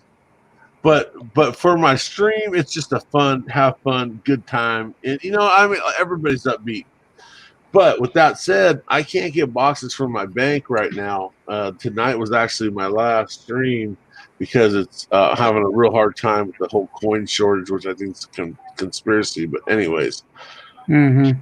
my point, my whole thing to you was if I could donate prior to that to Yooper Girls Fund, I would appreciate if you can email me a link because I'd like to do that because Okay. I don't know if I'll be working or I'll be I No, just don't that's know where I'll be and I don't want to miss no, it. I don't want to no. be Yeah, no. That's fine. If anybody wants to donate something for me to auction off, I've been throwing my email in chat. okay. So I'll do it one more time. So I can That send. way, I can. everybody. Send, I can. Can I send you some? Maybe send you some silver or something to Yeah, auction. I mean, you can send Oh, me whatever. I've got copper coming. I've got. I mean, this is what okay. me and Miss Maniacs so far are throwing in just from us. We're throwing in a slab panda, an American silver eagle, and we're Okay. throwing in a $5 Confederate note. That's what we're throwing in for the Nice. auction Yeah. so far. Okay. I've got more silver rounds coming. I've got copper rounds from CJ's Coins. I'll I've tell you right. got more slabs coming from Alden. If So can you shoot can you shoot me an email and I'll just email me your address. I'll just send you something for sure. yeah, can you throw your email in chat so I can write it down? Cajun. Let me see if I'm a. Well, I'm a mod. You can throw it in. I can approve it. Okay. Let me. I'm gonna have to do it on my phone. Yeah. I'm gonna have to do it on my phone real quick because. And then I'll. Big Mill's a mod in Am I a here. mod? Okay, all right. Oh, Jake. okay. Well, then there you go. You don't need my Let permission. me. Well, you should be. Put it that way. You've been a mod for a while. Cajun, let me try to navigate the YouTube world and pull the stream the Now, chat. when I send you this email, like I've been telling everybody else, if you want them to go for certain starting bids, put that in the email.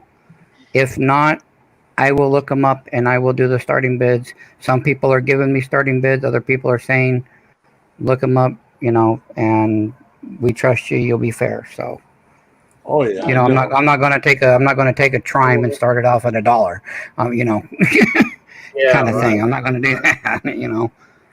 Even though I could, and everybody would be blowing it up anyway. So, yeah, especially for Amy. When you start any item off that's expensive at $1, then it makes the auction last too long. Yeah, exactly. And I'm not trying to. I tell everybody if they come to my auctions, I try to keep my auctions at 22 to 30 lots. I don't try to waste everybody's time. I just try to, I don't try to keep each lot just going and going. I just try to, if there's no more interest, we'll, call her down and we'll move on. To me, everybody's time is precious, and you don't need to sit on my stream for 4 hours just to get through one auction. So I believe that, Kawazi.com. and K what? No, when you typed in earlier, have you thought about having one item as a raffle, $5 per entry on something special? I've seen it a lot raised that way too. You got to be careful with that, and the reason I have to be careful with that is because I have a business license, and we have our trade name certificates and everything like that.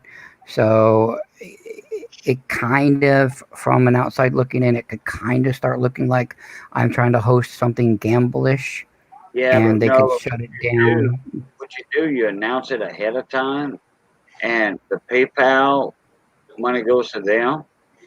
I mean, to you or them, okay? And then you have your tickets that you write out, regular raffle tickets.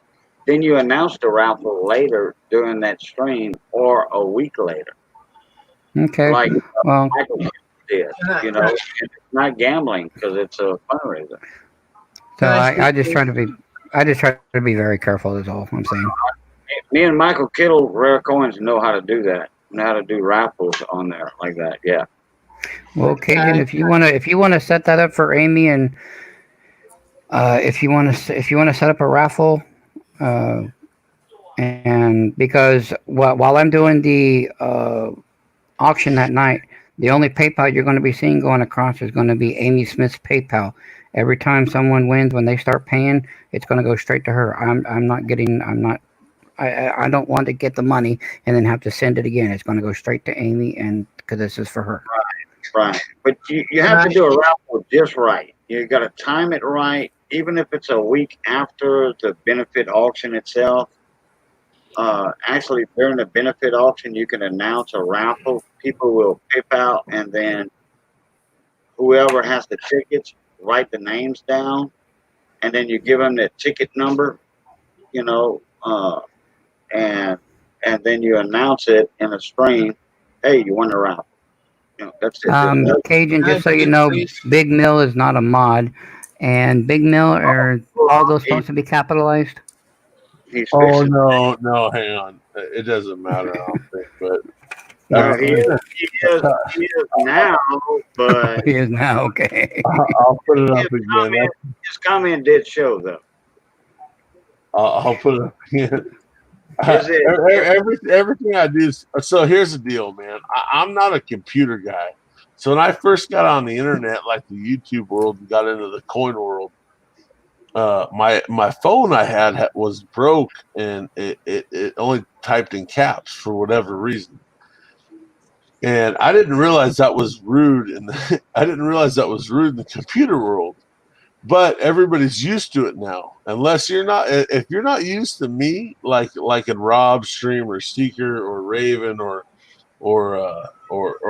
Big Flip or whatever, and you see me come in there, or Cajuns, you see me come in there typing in caps. If you're not used to me, they're going to be like, "Why are you yelling?" I'm like, "Well, I'm not yelling. That's just how I Right. roll." So so but so yeah, let me Yeah. I'll re-put it in there real quick. No, I already got it all lowercase. And yes, History Man, you can talk. Okay. Sorry. All right. I don't want to mean to interrupt, but Oh, No, you're fine. I just want to say I would like to thank the coin community of supporting me. You know what I mean? And I'm not even a coin reaper. I just do history, but I like doing it because I've been doing it for a long time. I collect coins myself, and this times that what I'm dealing with and the death of my grandfather, it really messed me up. It pretty much does. And you guys are helping me, and you know, like helping me, and like I want to say, if like stopping me doing things, I would say that's just bad. You know what I mean? It's really. I just want to thank you for that, and just watching him die as from that perspective, it's really hard for me, and I do have depression and stuff like that. I literally get angry and upset for literally no reason in the middle of the day, and just lock myself in a room until I'm calmed down. That's why I joined Chasm's stream because I saw he was live, and I really want to thank you. And most of my viewers are in the coin community, so I have really people that's in the history community. Most of my viewers are the coin community, and I would just want to thank you for being so supportive, and I really appreciate that. You know what I Well, mean?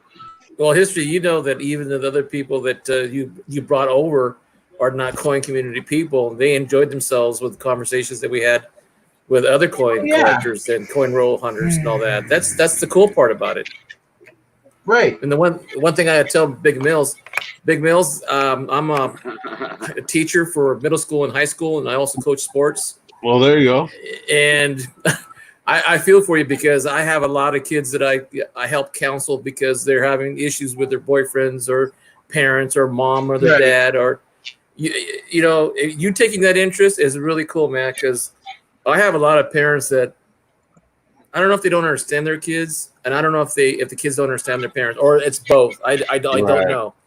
And you know, I like hearing when parents take an interest even in their 19-year-old kid, or Right. and I'm calling them kid because even at 19, they're still Yeah, little ones. yeah, man. Yeah. Yeah.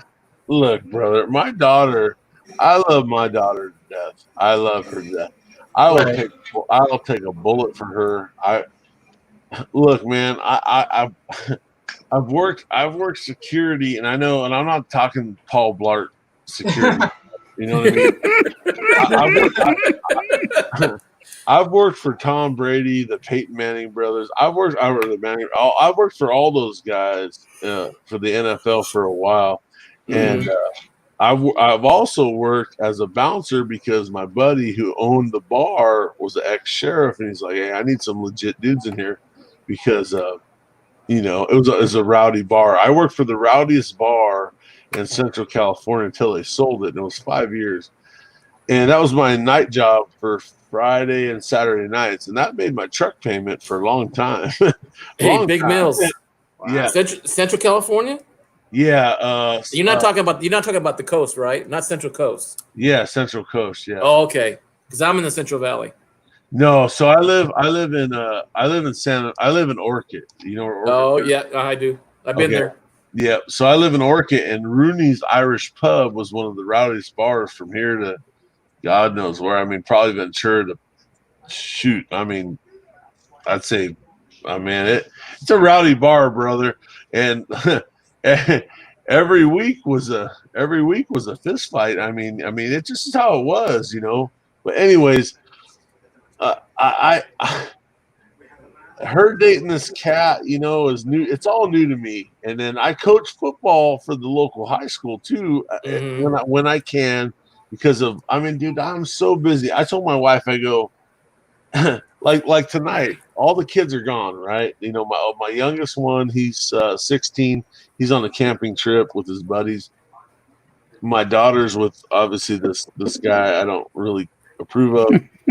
my wife's in my wife's in the back room with the basset hound, and I told her, I says, what am I gonna do when all the kids leave the house? I'm gonna have to actually talk to you. And she says, I know it's gonna be strange, but it's a joke, you know. I love her to death, and she knows I'm just kidding, but I coach football. I coach football because I love the sport. Now working for the NFL, it's ruined it for me as far as watching games because I just see I've seen a lot of things. So the only games I'll watch for the National Football League is the Dolphin games because I'm a Dolphin fan. Other than that, I'm a college football guy. But I've it's just, I don't know, man. With the kids that I coach, I tell them like I'm a pretty real guy, and I tell them, I say, hey, if you can't handle it here, I said, go up. I said, the chess club's always accepting applications. And I'll never forget this. I had a kid last year. He was our center, and he's a good kid. He's a hardworking kid. And I knew I could lean on him. You know what I'm saying? Like I knew I could push him. You know when you can push a kid. And I kept pushing him. I said, hey, Pappas, I said, you know what, brother? I said, the chess club's accepting applications. Get out of here. He looks at me. He goes, hey, coach, they're not accepting applications anymore. They're already full. He goes, I'm playing football. I said, Pappas, that's what I want to hear, brother. So I love working with kids, man. I really do. I don't know what it is, but because some of those kids don't have daddies or mommies at home. Some of them just don't, dude. And they need somebody to just help them to show them the way. So teachers and counselors give my utmost respect. For sure. Because you guys are on campus and you deal with those guys every day. It's always something with them. My foot hurts or I had a bad day. I had a kid and I said, hey, why were you late to practice today? He said, I overslept. I said, well, what do you mean it was a Saturday practice? I said, what do you mean you overslept? He goes, I didn't wake up to the alarm clock. I said, okay. I said, your mom didn't get you up? He goes, well, I wasn't at home. I was at my friend's house. I said, well, who's your friend? And he said, so and so. I said, well, so and so is our quarterback. You were staying at his house? He goes, yeah. I said, he was here on time. He goes, yeah, I know. He couldn't wake me up. He says, I know he couldn't wake me up. So I just kept sleeping. But I don't know, man. Kids are a trip, bro. But I like helping them, man. I mean, it's fun. It's fun for me.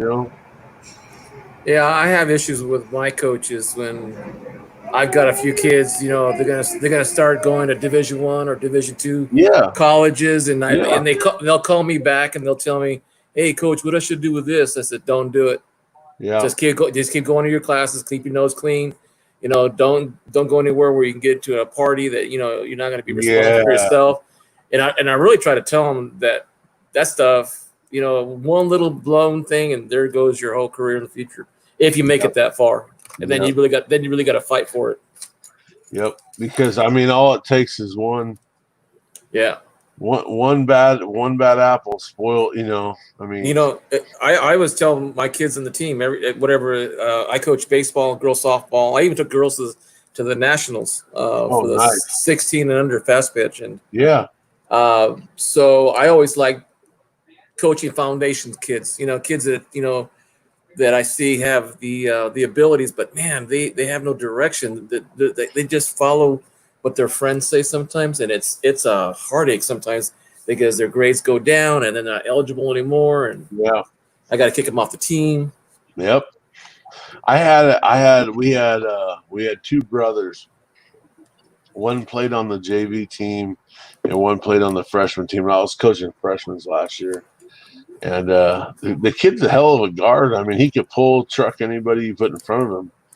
But his grade point average was 0.21. No joke. Like his grade point average was zero basically. Oh my god! No, yeah, like he didn't do anything. Like he didn't do any work. And I go, Ybarra. I go, you're not. I go, your grade this and that. Oh yeah.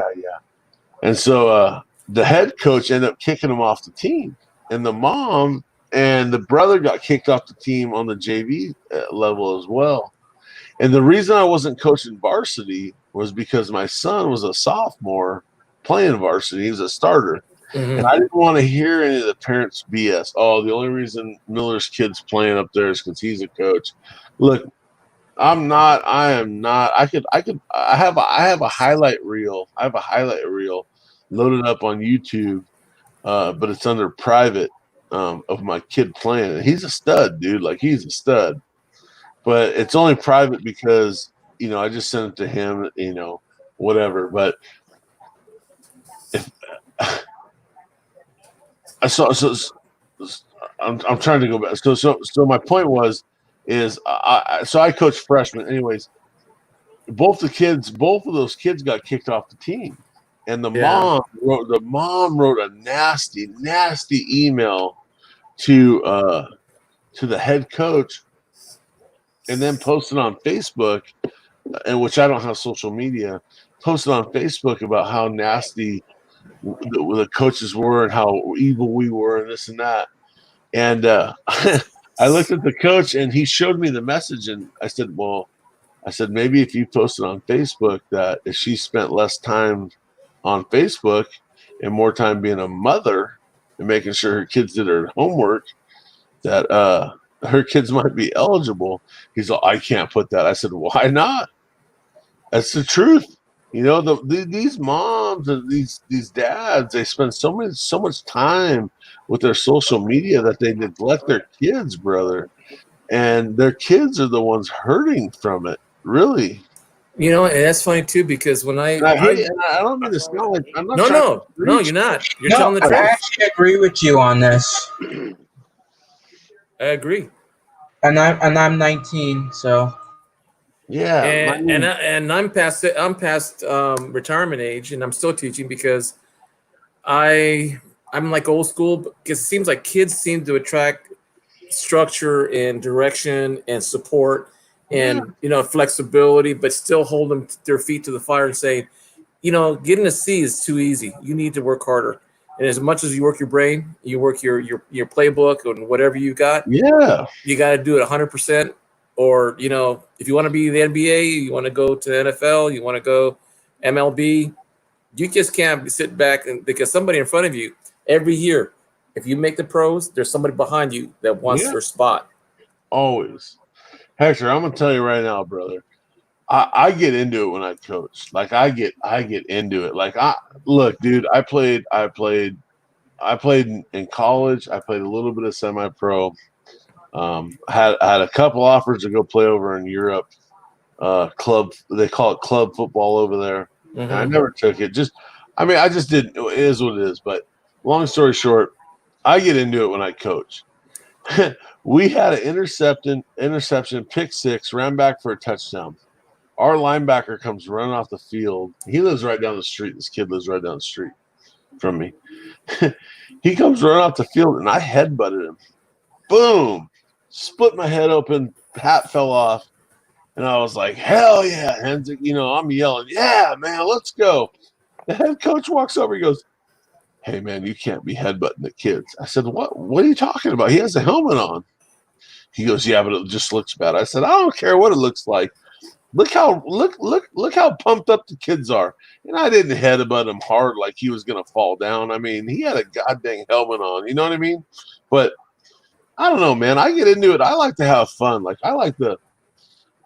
Hey, man, if we score a touchdown, everybody's gonna have a party. You know what I'm saying? But whatever. I don't know, man. I just think personally, from my own opinion, I mean, you can't coddle these kids, man, because when you put them out in the real world, like my boys were never coddled. My daughter was, and that's my fault. And because I spoiled her, like she was coddled. I hid her from all the bad stuff, and now she's out in the world, and I worry like a it hurts my stomach. But I bet you she's a tough one, though. I tell you one thing, Big Mills. Even if you protect them from all that stuff, they still. I mean, kids talk and they know everything that goes around them. They may not have experienced it. They might not have confronted it, not in their face. Yeah. But most of these kids these days, they know exactly what's going on. They know what goes on in school. Who's got what? Who's doing what? Who's who? They know that. I mean, yeah. You may want to think that she may not know the experience of it, but that's okay. She don't need to know the experience. All she needs to know is how to avoid it. That's it. Yeah. And hey, man, I'm not no lie. I have a breathalyzer in my house. Mm-hmm. I don't drink, but I have a breathalyzer in my house. And when the Marines come visiting, I like to mess with them because he'll go out with his buddies, and of course they're gonna have a couple beers. I mean, they're 21, whatever. He'll come home and maybe I might be streaming or talking to JW late night chat on the YouTube or whatever. He'll come through the door and I go, hey, bro. I go, come over here. And he's like, what's up? I'm like, blow into this. He goes, come on, Dad. I go, I want to know how hammered you are today. He goes, Dad, come on. And I just do it to mess with him. But I do it to let the youngest one know who's still 16. I'm like, hey, dude, I'm going to check up on you. Like, don't be thinking you can go out and get all hammered. Now, look, who we fooling? When I was 16, I will never forget. My dad always told me, he goes, I don't care if you drink. He goes, if you drink, you just call me. I'll pick you up. I will pick you up. Well, I went to my freshman year. I went to a senior party, and I got schnockered. And I grew up in the country, and I passed out in the field. And I had called him before I passed out in the field. But I had called him. I said, I'll be down. Here's the address. And I'm laying down in the field. And he picks me up. And the whole way home, my dad was going like this, back and forth on the road, kind of messing with me, And I woke up the next day. He goes, how you feeling? I was like, oh, I feel like hell. He's like, well, you didn't be drinking, But I don't know, man. It just. He tried to make you seasick. Yeah, exactly, Cajun. He was trying to make me seasick, is what he was doing. But the funny part is, he owned a fishing boat, Cajun, and that's what I worked on all summer. It was this fishing Oh, well. boat. It wasn't gonna work, but It's I did. I mean, my parents raised me right. I mean, they they, they were really fair, and that's how I try to do my kids. My boys. My wife always says, "Oh, you always favor the boys." I go, "Look, the boys can take care of themselves. I can send both those boys out into the inner city or wherever, and they're going to show respect. They're going to do what they need to do. That they're not going to get victimized. My daughter makes me nervous. And Hector, you're right. She does know a lot more than I think she knows. You're absolutely 100% right. But it still makes me nervous, and she's my little girl. You know what I'm saying? Like I was saying earlier, I bet As you long she's as tough. She's tough. Yeah, no, she's a tough kid. She She is. can take care of herself. Yeah, she's got a lot of her daddy in her. She's got a lot. She tells me, she goes, "You know why we argue so much?" I said, "Why?" She goes, "'Cause I'm just like you." I said, "I know you are. That's why you need to be quiet." She goes, "I'm not going to be quiet." I'm like, "Dang it!" Yeah, she could. Somebody comes after her or whatever, she'll kick them in the gonads and leave them begging for mercy. Yeah, no, she's a, Hey, Big Mel. I spent 25 years working in retail, and I did security, and I did loss prevention, yeah, and I did all that stuff, and I worked in the worst parts of San Jose or yeah, LA or Anaheim, Compton, stores that I built in other states, too. yeah. And then I said, I'm getting tired of retail. So at 40, I thought I'd go back and get my degree in teaching. So I picked up my PE degree, and I'm 40 years old, and all the kids in the class are in their 20s, Yeah, yeah. and I beat them all. The mile run, except for the mile run, but I just couldn't believe how unfit they were. The funny part, the funny thing is my buddy. So by trade, I'm an inspector I work for by trade. I work for a construction company. My side job is I work for I security contract for the NFL and the NCAA, and I refuse to do the MLB because I don't want to. I love watching baseball. Like, I can sit at home and watch an entire 9 inning game, and where people are like, "Oh, this is boring." I'm like, "Not for me. It's not." I love baseball because baseball is it's like a it's like a chess match. You know what I'm saying? It's an art form too, because you got to figure out where 8 other players are playing at the same time, what their responsibility is, and what they're supposed to be doing, their job. You need to know all 8, 9 positions. Yes, and the funny thing is my son, my youngest. So he was this last year before the COVID thing hit. He got pulled up to varsity as a sophomore, the starting third baseman, but he also pitched. And Chris, if Chris knows the underwritten rules of baseball, so you do certain things. If he's on the mound, he's going to run it up in on you. You know what I'm saying?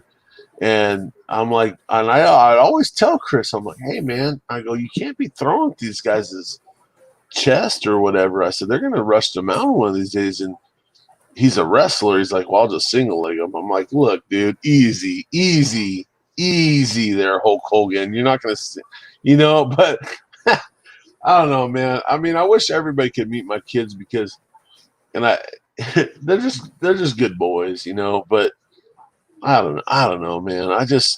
Hey, Big Mel, Yeah, I just worry about, it's called pride in your kids. That's what I hear in your voice. yeah. I thank you.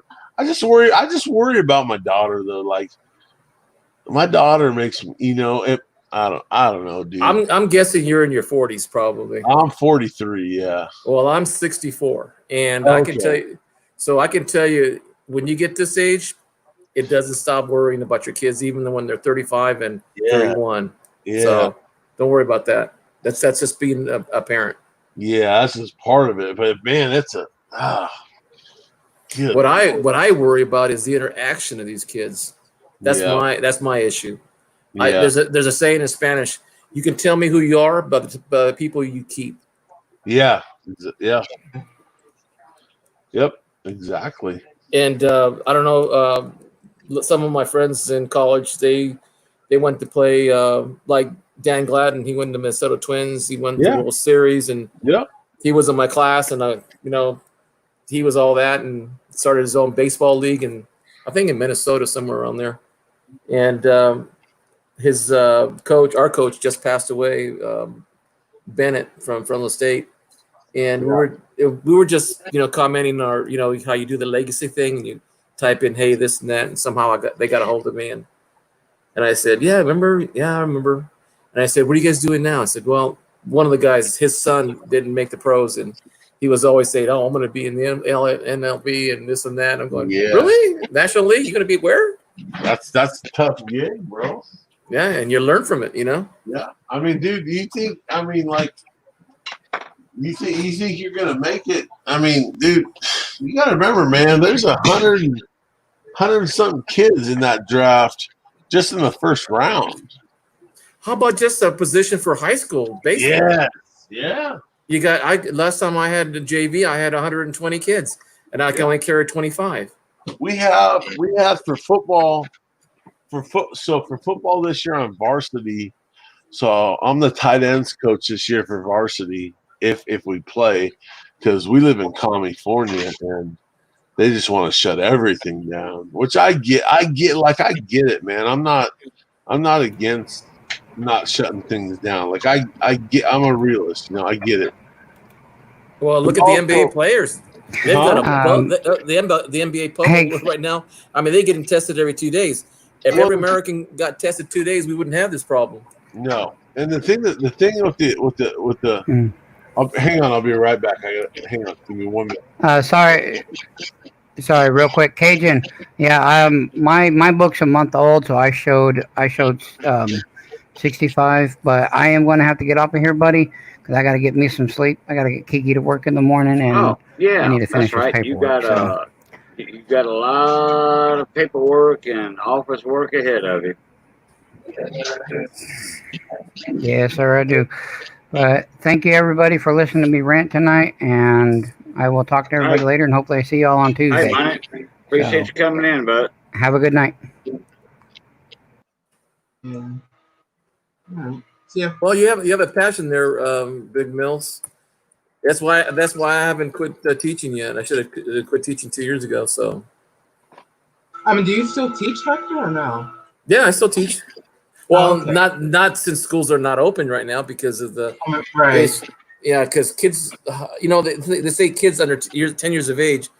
With a new study, they said they doesn't pass on the virus, but if they do pass one, you look at 800 kids on a campus. Let's say there's one in every class, and that's probably about 150 kids. They touch another kid, they don't get sick, but they pass it on to their parents. The parents pass it on to their grandparents, their uncles.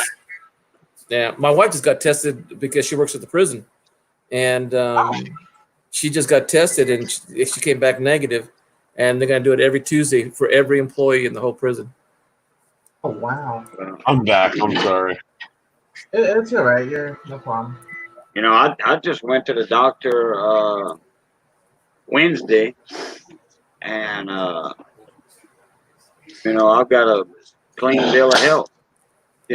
Well, as far as for breathing wise and all that.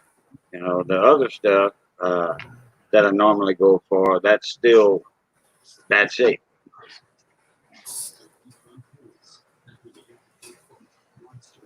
Well, the thing that drives me nuts with the NBA is there's what was there? Two players on the same team.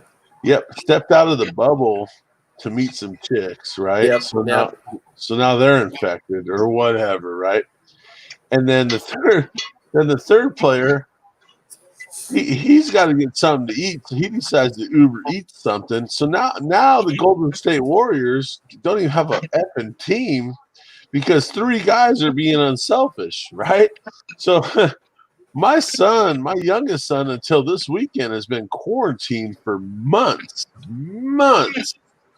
And then we realized we ain't gonna have football till January in California. So, and we actually looked at, hell, I looked at a ranch. I looked at a ranch in Nebraska. I'm not even gonna lie. I looked at a ranch in Praska, Nebraska, and it had 49 acres, farmable acres, with a shop, 2 houses for $390 something thousand. I told my wife, I said, shit, we could, oh, I'm sorry, Cajun. Shoot, we could sell this house. Oh, you didn't do nothing. Because I was like, shoot, we could sell this house with probably get at least 150,000 cash and pull the rest out of my retirement, cash out that ranch, cash it out, and put Chris in the school out there because they're playing football in Nebraska. But the only problem is in Praska, Nebraska, there's only 500 people in the town, so he would have been playing 6-man football. And I'm like, yeah, I can't do that to the poor kid because he ain't going to get a college scholarship anywhere playing 6-man football. But that's why Nebraska's got the #1 recruiting area too. Yeah. They import all their guys in. Man, I tell you right now, I'll tell you right now, we've been looking at Wyoming too, and I've talked to the athletic director out there because I've worked security for a couple games out there, so I got to know a lot of their staff. And I was telling my son, I'm like, hey man, if you can get a preferred walk-on spot in Wyoming, in Wyoming, I mean, if you get a preferred walk-on spot in Wyoming, I mean, I don't have a problem moving there either, or Nebraska. I mean, either one of them is. I don't know, man. It's just California.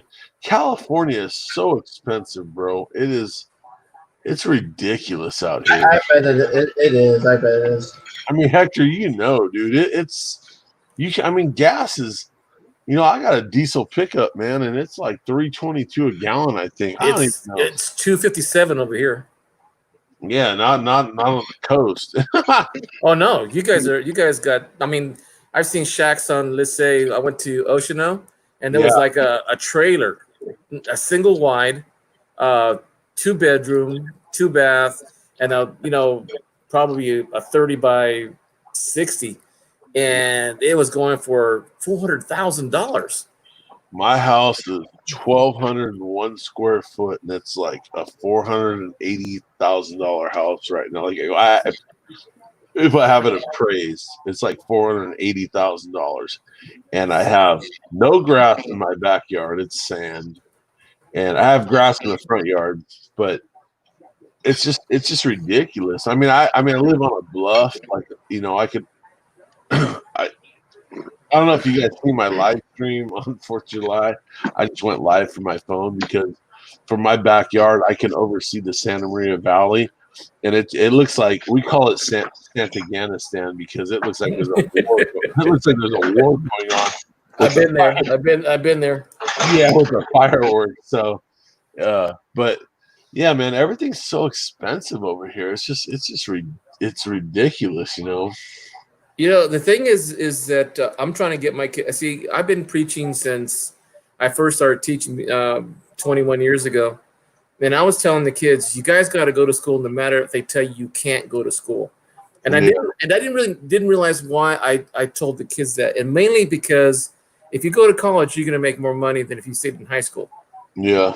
And then, I have friends who work at the prison and they got their AA degree and whatever, right? Yeah. But they didn't get their BA, and they could have been counselors, and they could have been lieutenants, and they could have gone up their rank, right?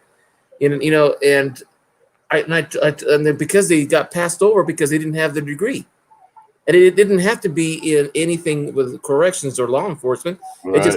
It just had to be in a field of study. Yeah. And I've been going, something? Maybe that's why we have so many kids dropping out of school. Why we don't have them going to college? Why college is so expensive?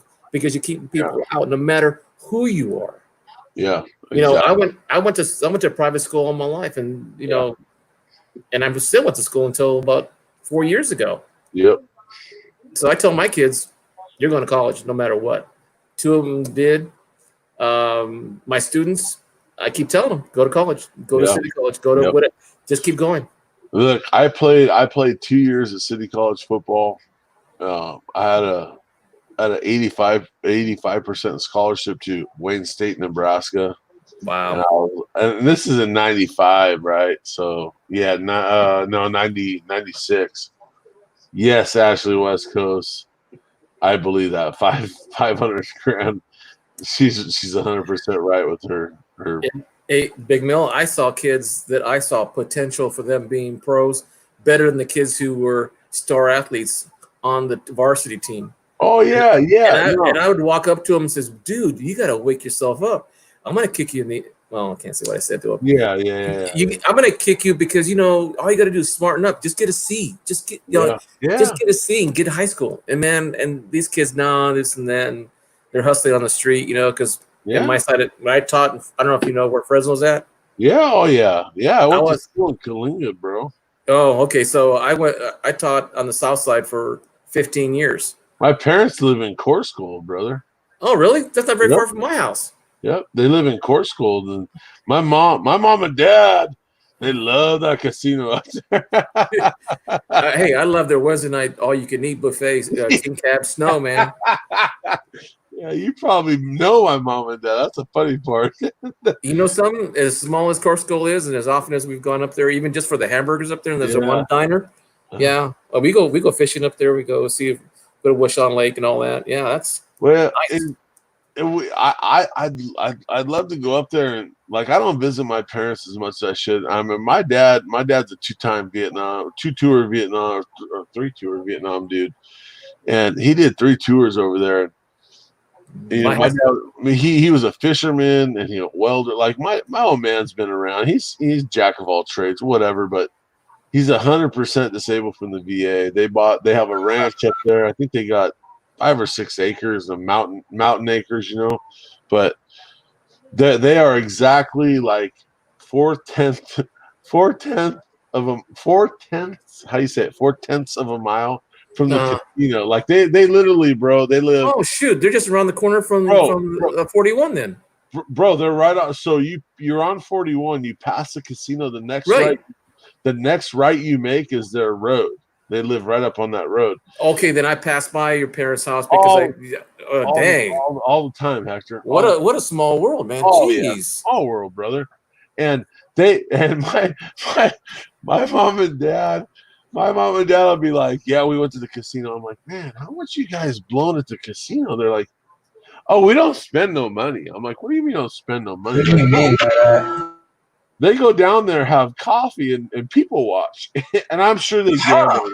I'm sure they gamble a little bit, but they're big people watchers. You know what I'm saying? Uh-huh. And that sounds like my wife.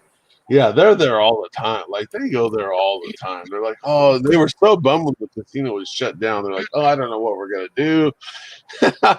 But as a matter of fact, we were talking about, my wife and I were just talking about today. She said, we got to take a drive, and I said, let's go to the casino. And she goes, oh, they won't let us in. I said, yeah, they're open as long as we don't smoke in there and as long as we have a mask on. Yeah. Well, the only reason I don't go out and see my mom and dad, and you'll understand it, but Cajun and History Man won't. But that Highway 41 is a nasty highway, bro. And I don't like driving on that highway at all. I have had two relatives got killed on that stretch of road. Yeah, and I have a class A, brother. Like I could drive a truck, but I don't like that highway at all. No, you're safe on a class A. What you're not safe is in a regular C passenger car. Yep. I just don't like that road at all. That road's windy, it's nasty, and hey, Popcorn King commented, isn't it funny no matter who you talk to or what about it always ends up talking about food? Yeah. And you know what? Especially on my channel, my stream, Yeah. Everything turns to food because hey, Cajun cooking all the time. We were talking about that earlier. Cajun cooking all the time, and and I always say, everybody says, Cajun, you're making me hungry. You're making me hungry. That's what I just said a while ago.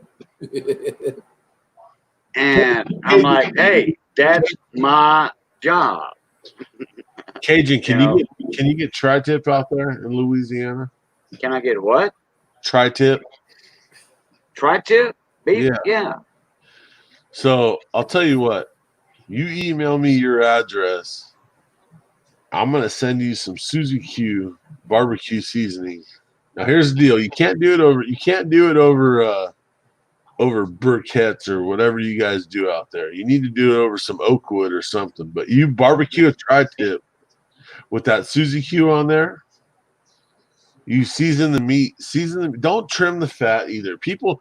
Here's the thing, man. You're not supposed to do that. Man, yeah. People love to trim the fat off the tri-tip. Here's the deal. You sear both sides of the tri-tip, and then you set the tri-tip on the grill, raise it up, and let the fat be on the top side, right? So those juices soak through the meat.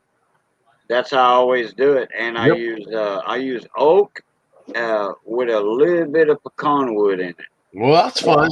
That's fine. Just as long as there's no briquettes or nothing, no crap like that. Yeah, Right, because there's only burnt already before all the flavors out. But Yeah.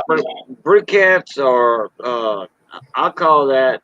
It's just like, okay, briquettes.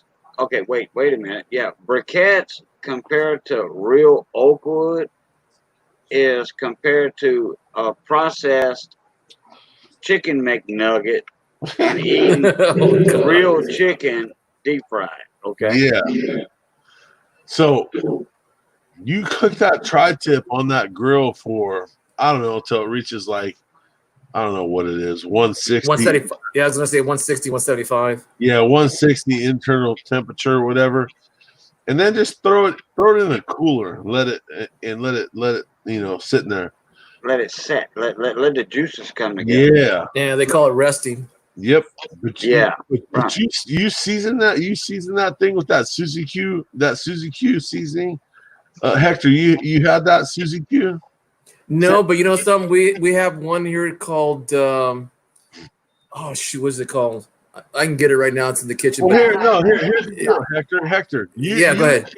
You and Cajun, you guys have my email address. Send me your addresses, and I'll go buy it. It's a local Suzy Q is Santa Maria style barbecue. I'll send you guys a bottle of it, and it's not cheap, but don't worry about it. I'll pay for it. It's fine, as long as you guys can appreciate it. I'll make a video on it on my cooking channel. Hell, I'm telling you right now, Cajun, you can use it on your chicken, and you can use it on your tri-tip. You can use it on whatever you want. I mean, shit. Shoot. We use it on eggs. We use it on eggs at the house. We have bacon eggs in the morning. We put the Suzy Q on there, but the thing is, with you put that Suzy Q on there, you got to cook it with that Suzy Q, and then if you're doing chicken. Now, my chicken, local competition, my brother-in-law works, he was in the competitive barbecue deal for a while, right? With this guy named Papa Ron. Anyways, long story short, one of the guys that was on the Barbecue Pitmaster series was the Asian dude that cooked with Weber barbecues, and he had little fans. I don't know if you guys ever seen him. Well, my chicken beat his. And this is how I cook the chicken. You put Suzy Q on it, both sides. Suzy Q. You put it on the grill, raise it up, and let it just cook there, right? About 10 minutes before it's done, you take it off the grill and you throw it in a cooler with beer at the bottom of the cooler and let it steam in that beer. And that meat just falls off the bones. So I have I have a little. I go to the. You can go to the hardware store and buy a little garden sprayer, a little Hudson garden sprayer that holds a gallon of liquid, and you fill it with beer, Bud Light. I fill it with Bud Light, and as that tri-tip cooks, you spray it down every I don't know, 10, 15 minutes. You spray it down 20 minutes. Spray it down with that Bud Light with that fat on top and all those juices soak through there. Man, dude, you should. Woo! Well, my wife's relatives live in Pomo, Santa Maria. Yeah, Pomo, yeah. Yeah, and that's where I learned. That's where I learned to make with her uncles or great uncles. That's where I learned to make tri-tip in Napomo. Yeah, that's that. Hector, the Pomos where I pick up my $50 when I was getting them from Wells Fargo. It's 5 miles. It's 15 miles up the road. Dude, I went to Wells Fargo there in Napomo to pick up my coins when I was there vacationing with my wife. Oh my god. Hector. Yes, sir. Yes, sir. Yes, sir. I should type. Really. I mean, Hector, I just have a question. I'm sorry to interrupt. I have a question. No, go ahead. Have you got into it yet? The Discord, have you gotten to it yet? Or I just no, because I've been working a lot more now, just from home. Oh, okay. Yeah. As a matter of fact, before I got on the Cajuns stream, I was working on paperwork for the census. Oh, okay. I mean, how's that going? Not good. This COVID's really making people get scary, and they don't open doors and they don't answer back. Doors. Yeah, I can see that. And it's important too because it's going to determine money for highway, states, counties, cities, hospitals, schools. Right. So it's mostly calling back. Right. Like I can see that. Why? Yeah. So, well, I'm gonna head off here because it's almost 5 o'clock here. It is 5 o'clock here. Yeah, it's 2:17 in California. Yeah. Oh yeah. Then you guys are. Yeah, we still have time. Well, you guys have time. I gotta work tomorrow. But Big Bill, I'm off tomorrow. Hector. Yes, sir. It's nice seeing you. And same here, Big Mill. And Cajun, man, nice meeting you too, brother. Hey, tell Greg the hello for me. I haven't talked to him in a while. Oh, I will definitely. I'll see you later. All right. See you, buddy. All right. But yeah, I'm gonna send Cajun some Suzy Q. Hector, I'll send you some too, brother. Just you guys gotta send me your address, and I'll send you guys some. It's not cheap, but it's good, man. And you can I think I've had it. I think I've had it. Bro.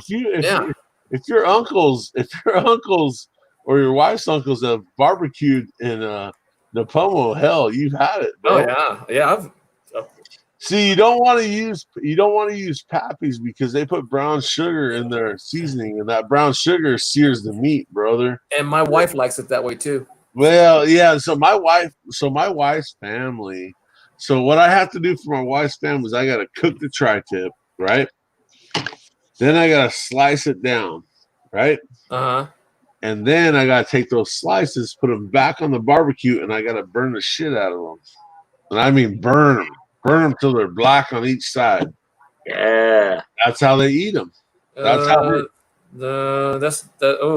That's how her family eats now. Now her mom doesn't eat it that way. Her mom likes it medium rare. The grandma, and I mean not burn it like black like a charcoal, but yeah, I know what you mean. Yeah, you have to caramelized. Yeah, and that's how her family eats them, except for her mom. Her mom likes them how I look. Me and my brother-in-law were like, shoot, if you can just press it like this, like this is how you tell if it's done. Yeah, that's medium rare right there. If you can press it like that, I was gonna say, I was doing the same thing right now with my finger. Yep. Depends on what position your thumb's in. Yeah, that's true. Yeah. but you're good to go. A hamburger, you know, or Yeah. a steak. If you feel it like this and extend it, okay, you do it like that, your muscles relaxed. If you do it like that, your muscles tight. You know, and Right. yeah, No, I see what you're saying, Cajun. Yeah, that makes sense. Yeah. Yeah, you see, because my wife's family originally is from Texas, and they do, they do the pit and they do also the spit. And my mom's family is from Mexico, and they do theirs underneath the ground. And they put, Oh yeah, yeah, and yeah. that's stuff that a pig or a hog that way Hey, in the pit. Oh my god! bro, the Mexicans, the Mexicans, they get down with it, dude. Oh, bro, There's the Mexican dudes around here, they're like, oh, like my daughter or my son this year had the pig, right? And the pig, we didn't know if we were going to sell it for FFA or 4-H, whatever it was. Mm-hmm. So I had a couple Mexican dudes. They're like, hey, homie. This is how they come up to me, like, hey, homie, you got that pig at the house? I'm like, yeah, why? They're like, if it doesn't sell at the fair, they're like, we'll buy you out of the pig, and we'll give you carnitas. Oh, I'm learning how to do that with the copper kettle. Yeah, I'm learning how to do it that way too. And believe me, my uncle, for my wedding, we had 5 hogs we had killed and raised on our own. And we Yeah. had 5 hogs fully dressed, and we had it cooked by 8 o'clock. bro. I'll tell you right now, the Mexican dudes can cook the s out of. Oh, dude, yeah, they know how to do pork, brother. I'm not even kidding. Like the chicharrones, they oh god. But you know something? The chicharrones that they make have a little bit of like belly fat, and also they have meat stripped with Good it. though. Yeah. They're good though, Hector. I'm not even kidding, bro. Like Hector, they have that. It almost looks like a big old wok. You know what a wok Yep. is? Asian wok. Yeah, they have that big old Asian wok, and they put it over the barbecue pit with that oil in there. And they throw that pig fat in there, and then Yeah. oh god, it's good. And bro. they put orange peels in there, and they put an onion in there, and they put a Coca-Cola. Hector, stop, dude, because I'm gonna start getting hungry. Come on, man. Come on, dude. Hey, there's the place is better than I do in your area. There's some places there that cook so authentic. It's like my grandma's days, Bro, la picosito. Oh, you know, one of the main secrets in Cajun cooking is burn your meat, burn your onions. Okay, actually, it's a joke. You know, when I was second captain on the boats in the Gulf, snapper boats, everybody says, "How in the hell does Boudreaux, which is me, Cajun, how in the hell does Boudreaux make that nice brown gravy with his pork roast or beef roast?" And then my Uncle Red said, "He burns his meat and he burns his onion." Yeah, what you do, you sear your meat. You know, if you got like a thick, but okay, we call them steaks down here, but everybody else calls it a roast. You know, about 3 inches thick, that big around or whatever, or like a pork roast. You know, like a part of a hind quarter of a pig or whatever, or the front quarter, the Boston butt. You know, yeah. you just keep, you sear it real good. You sear it like a beef roast. You sear it real good, and it looks like it's burning. Now it's smoking in a big old black iron pot, like we do, big old Dutch oven, black iron pot, Yeah. and you just, you sear it, and you leave it on one side, turn it over. That's with all your meat with all your seasonings on it. Your Tony Chachere's, salt, black pepper, or what have you, whatever you have on hand. Right. And you sear it, and you keep doing that. Then take your meat out the pot, and you put your onion in there, your bell peppers. Do your onions first, and then you leave a little onions to the side with the bell pepper mix and whatever else you want. Onion tops, the green onion, we call them onion tops, like green onions, onion tops. Yeah. And you throw your onions down in there, and you just stir it around till your onions get nice and brown, caramelized. Caramelized, yeah. And then you throw the rest of your onions and bell peppers in there, and all that has liquid in it. Yeah. And that's going to add liquid in the bottom of the pot naturally. You stir it around, not hard. Just stir it around lightly with a spoon. Keep stirring it. Keep stirring it. Keep moving it around. Let it set about a minute. Stir it around some more. Wait a minute.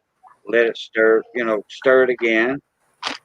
Then you add some water in it to deglaze the bottom of your pot. Right. And all that gravy, the juices from the meat and all is on the bottom of that pot. And all that, and you keep stirring that real good, and that's what makes that dark brown gravy. We don't even buy kitchen bouquet. Yeah. I don't even know if you can buy it in town. If they do, if a store has it for sale, then it's a nuts buying the kitchen bouquet, because we don't use kitchen bouquet down here. We don't. It's not in our recipe. If you see a Cajun recipe with kitchen bouquet, that means it's not a true Cajun recipe. And then you throw your meat back in there, and you have your water and your gravy down in there, and you keep cooking it, add a little water when it's needed, and then you can do it two different ways. And then you put the lid on it, to steam it, because it's convection. All that steam's gonna go around that roast or your meat, whatever. You can do pork steaks easy like that, more faster. Yeah. So you keep doing that. Then if you want to, and I like a tri-tip or a round steak or Yeah. whatever, or a front shoulder roast. I like the front shoulder roast because the front shoulders of a cow, that's your gravy steaks. That's where your chuck steaks, your seven steaks, and all that come from. And there's more fat in it. The hind legs are less fat and more of a drier meat. Anyway, and you can add potatoes. Cut up potatoes about 2 inches by 2 inches down in that gravy. Now, all the time it takes to do this is about an hour and a half, 2 hours. It's not an instant meal that I'm talking about. And your potatoes get soft. You got a nice brown gravy. Your potatoes been soaked up some of that gravy, them juices. You serve that over rice, and then you have like some corn on the cob or string beans on the side or whatever, and it's awesome. And Cajun food is not hot. Cajun food is not hot and spicy to burn your mouth. Cajun food is flavorful. Cajuns get a bad rap for having hot food. We don't eat hot food in South Louisiana, in Cajun country. We don't. It's flavorful. I don't want to eat nothing where I can't taste the food. Yeah, me neither. Hey, Big Mills, Maria's asking you if you ever had tripas. I won't eat that. Hey, tell you what, do not put it down yet until you won't eat that. I'm the same way, but my brother-in-laws, I sent you an email they do 30 to 40 tri-tips for our family to get together, but Yeah. they'll feed 350 to 500 people, like for the Elks Lodge or for Right, VFW or something like that, and they'll do 100, 150 tri-tips easy, and they're great at it. Chicken also. Okay, what's tripas? Is that like tripe? That's Yeah. tongue.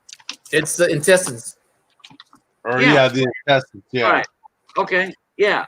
Well, beef tripe. You know, like No, because no, the beef tripe is different than tripas. okay, because tripe is beef Stomach. stomach. Yeah. This Beef is stomach. this is We the call colon. it, in French we call it the trip. So here's the deal. I used to love so I lived from when I was a little kid till I was 15 years old. I lived in Pico Rivera, right? Oh, yeah. Yeah, no, only white boy in town, homie. So Hey, now you know how I felt. I was the only Yeah. Mexican in the whole yeah, town. yeah, man. So I had to learn how to fight my way into school and out. But long story short, bro, that's where my boxing career came in, was from from living down there. But long story short, I went to my buddy's Eric house every Sunday, Mexican family, and every Sunday they would have we would go to the movies. And my buddy Eric, his dad, my buddy Eric, who's passed away now, he got killed in a gang related shooting. He ended up being a gangster. Long story short, but he was a gangster, whatever. But his dad, his family was such a good family, bro. Every morning, I would stay the night at his house every Saturday night. And every Sunday morning, his mom would make menudo. Oh, jeez. Oh, it was so good, bro. So we would have menudo, Uh-huh. and then we would go to the movies, right? His dad always took us to the movies in the mall. Well, I loved menudo, bro.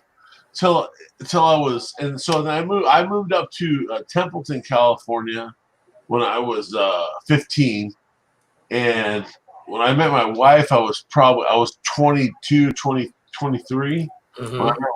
When I met my wife, my brother-in-law, he's Indian and Hispanic, Mm-hmm. and his dad was full on Hispanic, and his dad has passed away since, but his dad used to tell me, "You're the only gringo I let in my house." You know that? And I said, "I understand, Papa," but he's like, "Okay." He goes, "Well, you're the only," but but my brother-in-law was like, "You know what's in menudo, right?" I'm like, "What are you talking about?"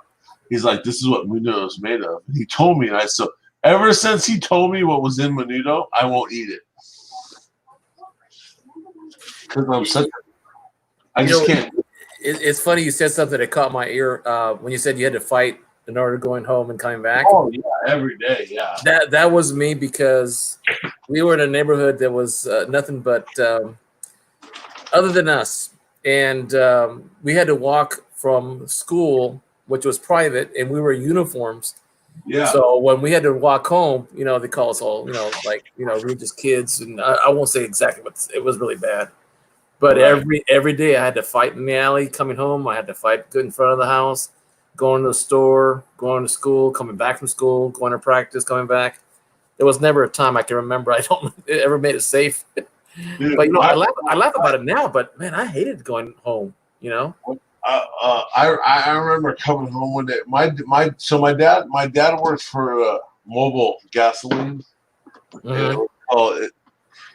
It was dedicated Mobile. Dedicated was the company he worked for. Anyways, he left every day by 3:00, and my dad was never late, bro. My dad was one of those dudes that showed up at a half hour early for work. Well, my dad worked the night shift, so he worked from 6 to 6. But he would have to leave the house at 3:00 because of traffic in LA, And so he let by 3:00 my dad was gone.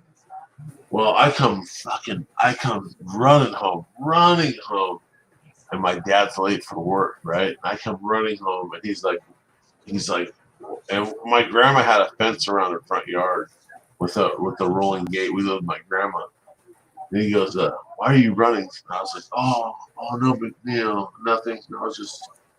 He's like, "Are you running from those two guys chasing you?" I said, "Yeah."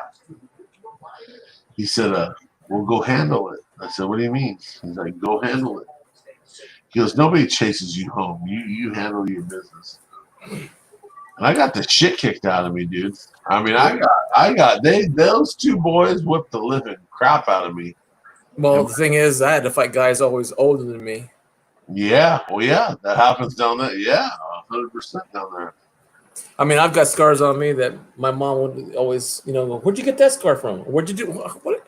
How come you got it? How come your hair's all messed up or your clothes are all torn up?" Yeah. And I went. My dad called in sick that night to work. I will never forget it because I got off school at 3. By 6:30, I was in karate class. My dad sent me to karate class, and Not my dad. My dad said he was a boxer in high school. so he knew. Yeah, so he said you're gonna fight to win. You're not gonna fight. And so since I was a little guy, in high school I was like 5'5" and 125 pounds. Right. But my dad says you see a guy bigger than you hit him harder than he can hit you. I said, "Yeah, really? How's that gonna work out?" But when I got older, it seemed like I was able to talk my way out of it, and I think that was my best. You know what? I always, even when I was bouncing at the bar, I always gave the guy the chance to get out of it by talking. I always talk to the guy and be like, "Hey," like perfect example. Our bar, our busiest night of the year was not St. Patrick's Day, Thanksgiving. Thanksgiving was the busiest night of the year for our bar. Because everybody's in town, like visiting, whatever. So I would always, and there would always be a dude that's all drunk and he wants to get in a fight. And I'd be like, "Hey, bro, here's the deal." I go, "You can go home right now and take a nap. Wake up, watch football in the morning, have pumpkin pie, whatever the F you're going to do. Or you can be a dipshit, get beat up tonight by the bouncers, and go to jail. What do you want to do?" "Well, yeah, Mill, you're right. I probably should just go home." "Yeah, just go home, bro. Sleep it off. It's what it is. Who cares?" That's right. Yeah, man. You know what? You're not getting bailed out of jail in the morning. And hey, dude, you're not losing. You're not. It's not like you're ducking anybody. It's just is what it is, bro. So I always try to talk to guys first. You know what I mean? But some guys are hard headed, bro. They just don't want to learn that way. Well, then when they get to a point where, I mean, I've worked in stores where it's on the bad side of town. Well, they say so. It's a bad part of town. It's not the bad part of town. It's the individuals that make that part of town bad. And when they come to my store and they try to rip me off and doing a beer run, I'd stop them and they said, "Why'd you stop me? Don't you let her run the beer and not chase us?" I said, "Yeah, that's my company policy, but that's not mine." Yeah.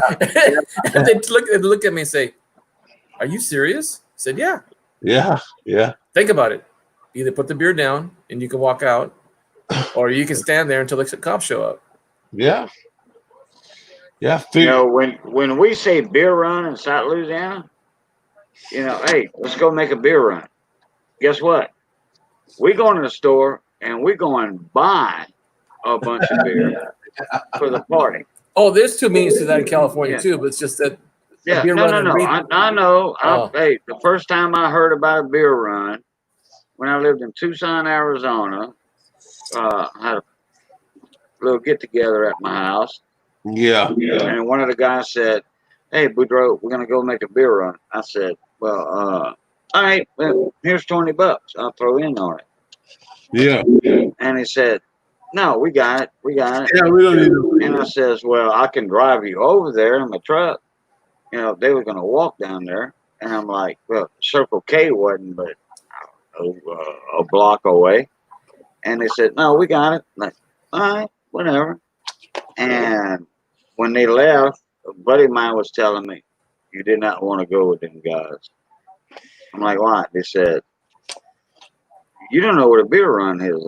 I'm like, yeah, go in the store and buy a beer. They said, no. They going in the store, they're going to grab each a 24 pack Yeah. in each hand, and they're going to be waiting at the counter. And They then go. all of a sudden, boom, they're going to run out the door. Yeah, they I'm gone. like, what? And they said, yeah, the cashiers and all that around here, they are not allowed to chase after them guys. No. Now, No. and the only way they would get caught if somebody would be in there or coming in the door and they running out, and if they would have a sidearm, concealed carry or whatever, Yeah. then they would stop them. Then they might, because what happened was at one Circle K in Tucson, one of the cashiers had chased after him, and one guy had a gun. He dropped his beer, grabbed his gun, and shot the clerk. Oh, jeez. Didn't kill him, but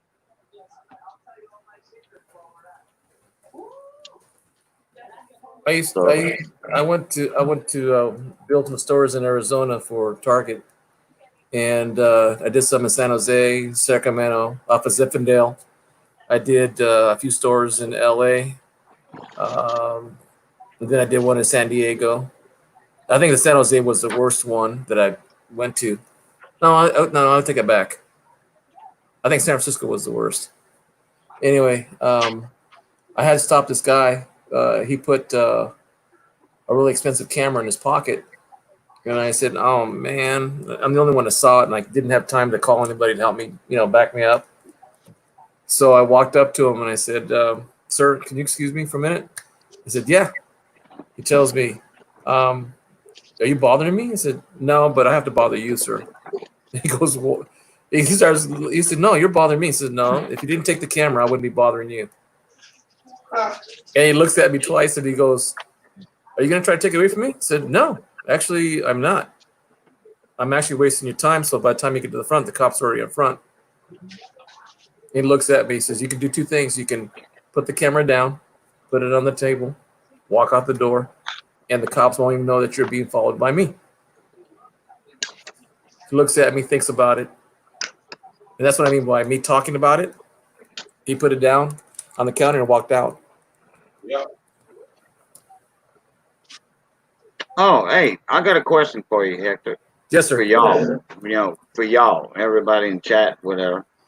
The tripas. Okay, you were calling that the intestines. Right, the round ones. Yeah, was that on beef or pork?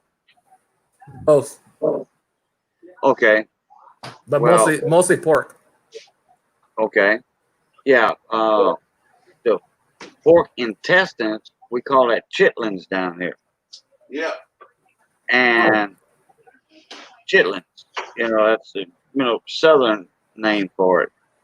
So But what are cracklings then? cracklings, the gratons, or the pork belly. Oh, chicharrones.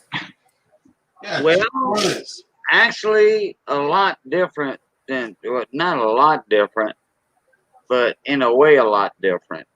Cracklings will keep, like, say, if you vacuum pack them, I can ship cracklings. Like, if somebody would want some, whatever. Like, I had a buddy of mine. He used to pay me. He used to send me like $100, and send him $100 worth of cracklings, gratons. What it is, it's the pork bellies, it's the skin, pork skin, and then a little bit of fat, and then meat. Our cracklings. I've got videos out on them. Live stream videos. But anyway, those things are like 2 inches tall by 1.5 by 1.5 inches, and they deep fry. deep fry. And what you do, you deep fry 'em and it takes like 2 or 3 hours altogether. Because you render them and then you set them to the side to cool. You start your other batch and then take those out, start you another batch, and then you take the first ones and put them back in the hot oil, and the skin puffs up on them. And they just got a lot of meat on them, and they got fat in them and the skin. And you eat the whole thing. But the chitlins or just the intestines deep fried. Then we have what they call, what we call the couple different names, 3 different names. The beef inside, what we call the debris, is the heart, the liver, and the kidney. And you cut those up and you make a gravy with them. We call that a debris. The pork part of it, the pork heart, liver, and kidneys, Uh-huh. they call that the bouillie or the friseur in French. I know one thing, that when we were kids growing up, there was nothing that we threw away. Everything was eaten except for the bone on the outside. We ate the marrow, the blood, the heart, liver, kidneys, intestines, skin, ears, jowls, eyes, brains. The only thing that most of my family won't eat is mountain oysters. Yeah, in fact, Missy was watching I don't know if it was a actual live video or a video. It was on Facebook. Missy was watching it, and the guy had said, "If y'all can guess what I'm cooking, I'll send y'all some of this seasoning." And I was looking at it on Missy's notepad, and I said, "That's bull nuts. That's mountain oysters. That's bull nuts." He says, "No." I'm like, "Yeah, it is." I said, "Tell him it's bull nuts," and I said, "You'll win that." Bull nuts are good. Mountain oysters are good. And I like pig nuts deep fried too. I like them deep fried. It's almost like a chicken gizzard without the gristle. Yeah, I can't eat chicken. Oh, I can't eat the gristle of the chicken. No way. Wait for Casper. Not gizzards. Ugh. I gotta go to bed, guys. I gotta be up at 7. Oh, okay, Big Mill. Hey, Yeah. appreciate you coming in, bud. No, Hey, thanks for having me. Same here, Big Mills. It's the first time a chance I get to talk to you. I know. Sorry, man. I mean, you guys Well, should. I didn't know that. I can't get no more $50 right now, so I might be doing more talk streams like this. So, Hey, you know what I'm finding out? I'm asking my family, like my son-in-law, her friends, and I ask them if they have any stash, with the dump jars, like that stuff. oh, yeah. I found quite a few that I found a 1901 penny out of just Wow. change. I found a 36S penny in pretty good condition. I would say probably it's a AU condition. And it's just in a bowl, Yeah, crazy, So huh? yeah, so you might start asking. Oh, another place. I went to the VA with my dad one time when he was alive, and they have these coin machines where you can dispense dollar bills for coins, Oh, and most of it's quarters. right. Yeah, most of these change machines are dollars to quarters. Yeah. Yeah. At the water terriers, you can find silver quarters in there or W quarters, or there's people in the YouTube community, coin community. Man, they'll go put $40 worth of two $20 bills and get $40 of change out of there if they have that much in the change machine, like at a washateria or whatever, and boom, they find silver and W quarters. Well, I got a buddy that owns a liquor store, so I'll be putting out a couple videos of hunting nickels and pennies. But other than that, Oh, here's another one. Today I talked to a guy who does vending machines. uh-huh. and he had 4 bags. You know, I would say bank bags, the cloth ones, Yeah. full of nickels, pennies, dimes, and quarters. Oh man, yeah. If you can get one of those just to hunt for fun, it'd be awesome. And I told him, it says, next time I gave him my number. I told him, when you have quarters and you have a full bag and you don't want to turn them in, we'll weigh them, and if I'm off, you know, a few dollars, Yeah. no matter.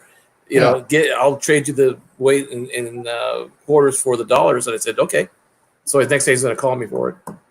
Well, hopefully that'll work. Yeah, that'd be awesome. Yeah. Hey, y'all remember Alex Conway that was in here earlier Yep. in the chat? He wasn't in the panel, but he was invited, but he was tired, whatever. Well, he's like, okay, I call him my neighbor. You know, he's about 45 minutes away.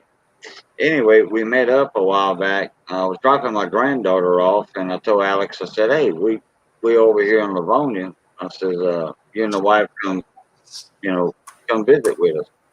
So we visited and all that. And Alex said, God, oh, Boudreaux, I forgot about bringing you that gallon jar of wheat thinners. Oh. I'm like, I don't want that. I said, you go through that. You go through that. You know, just look for your errors and repunch mint marks or whatever. Yeah. You know. So. Well, I mentioned in the chat that we should have one of those virtual, you know, streams where we can do our own cooking, you know, from wherever we're at, and just have a little feast, do a stream that way. Yeah. Mm-hmm. Yeah. Sure. Oh, Big Mills, I also entered an email, and I thought I had you on my subscription. I guess I didn't. I just added you on. I know. You did, Hector, but YouTube took it away. Yeah, they probably did. Yeah. Well, I didn't have him. No, YouTube took it away. Oh yeah, probably. But I do that often.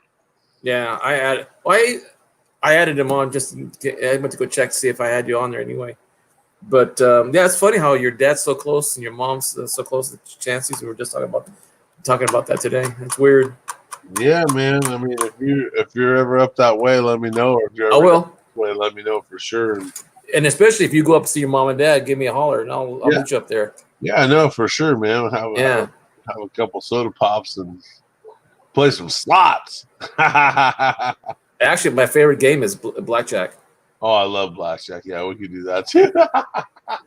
One time I always tell Michael Kilroy Coins, I'm like, hey man, because the Chumash Casino's, right down the street from me. I said, hey man, let me know when you're ready to go. I said, I'll be there in 30 minutes. Oh, come on, Big Mill. It takes me 2 hours. Okay, well, let me know. I'll meet you there. He's 2 hours. He's 2.5 hours from you? He's 2. I actually think he's about an hour and a half from me. Yeah. Oh, okay. All right. So yeah.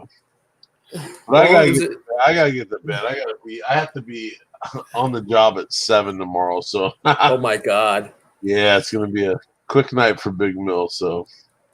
Well, my wife just passed her COVID, so we're gonna pick up our grandkids. We haven't seen them in a while. So nice. Yeah, so I have to get up early, get things cleaned up and things put away, and get it baby proof because my granddaughter's only a year old and she's now walking. Yeah. So she's into everything right now. Dude, when I fostered, we fostered my brother's kid for other reasons, but we fostered him for a year and a half. I used to freak out. I tell my wife, God dang it, we're not buying any more oak furniture, because I used to get scared, man. He was going to fall and hit his head on the table or something. You know what I mean? Uh-huh. So yeah, that used to scare me, dude. But yeah, no. But no, man, kids are effing awesome. I love it. The kids are the best. I'll tell you a story next time, but you ready to get going to bed? And I need to get to bed too, because I'm pretty sure my wife's got honey-do less to do before the kids get here. Yeah, for sure. I'm gonna end it myself too. Here in a second. As soon as y'all get out, I'm gonna. I got some shrimp stew. I'm gonna put that over toast, or in a baked potato, twice baked Cajun twice baked potato. Oh yeah. There you go. Yeah. Okay, you guys are leaving. I'm leaving, but I'm gonna have something to eat before I go to bed. Yeah. Okay, All Big right. Mill, pleasure talking to you, man. Yeah, both of you Cajun, guys. thank you for showing up Heck and having me. Yes, sir. Both of y'all. Yes, sir. Thank y'all yeah. for coming in. Thanks, Cajun. I appreciate that. Hector, I'll see you around, brother, for sure. Yeah, same. All right, Got a lot in common. you guys be good, right? All right, be good, everybody. Everybody on chat. Good night. Blue top. All right, everybody. As always, love, peace, crackling grease, and we'll catch y'all. Blue top.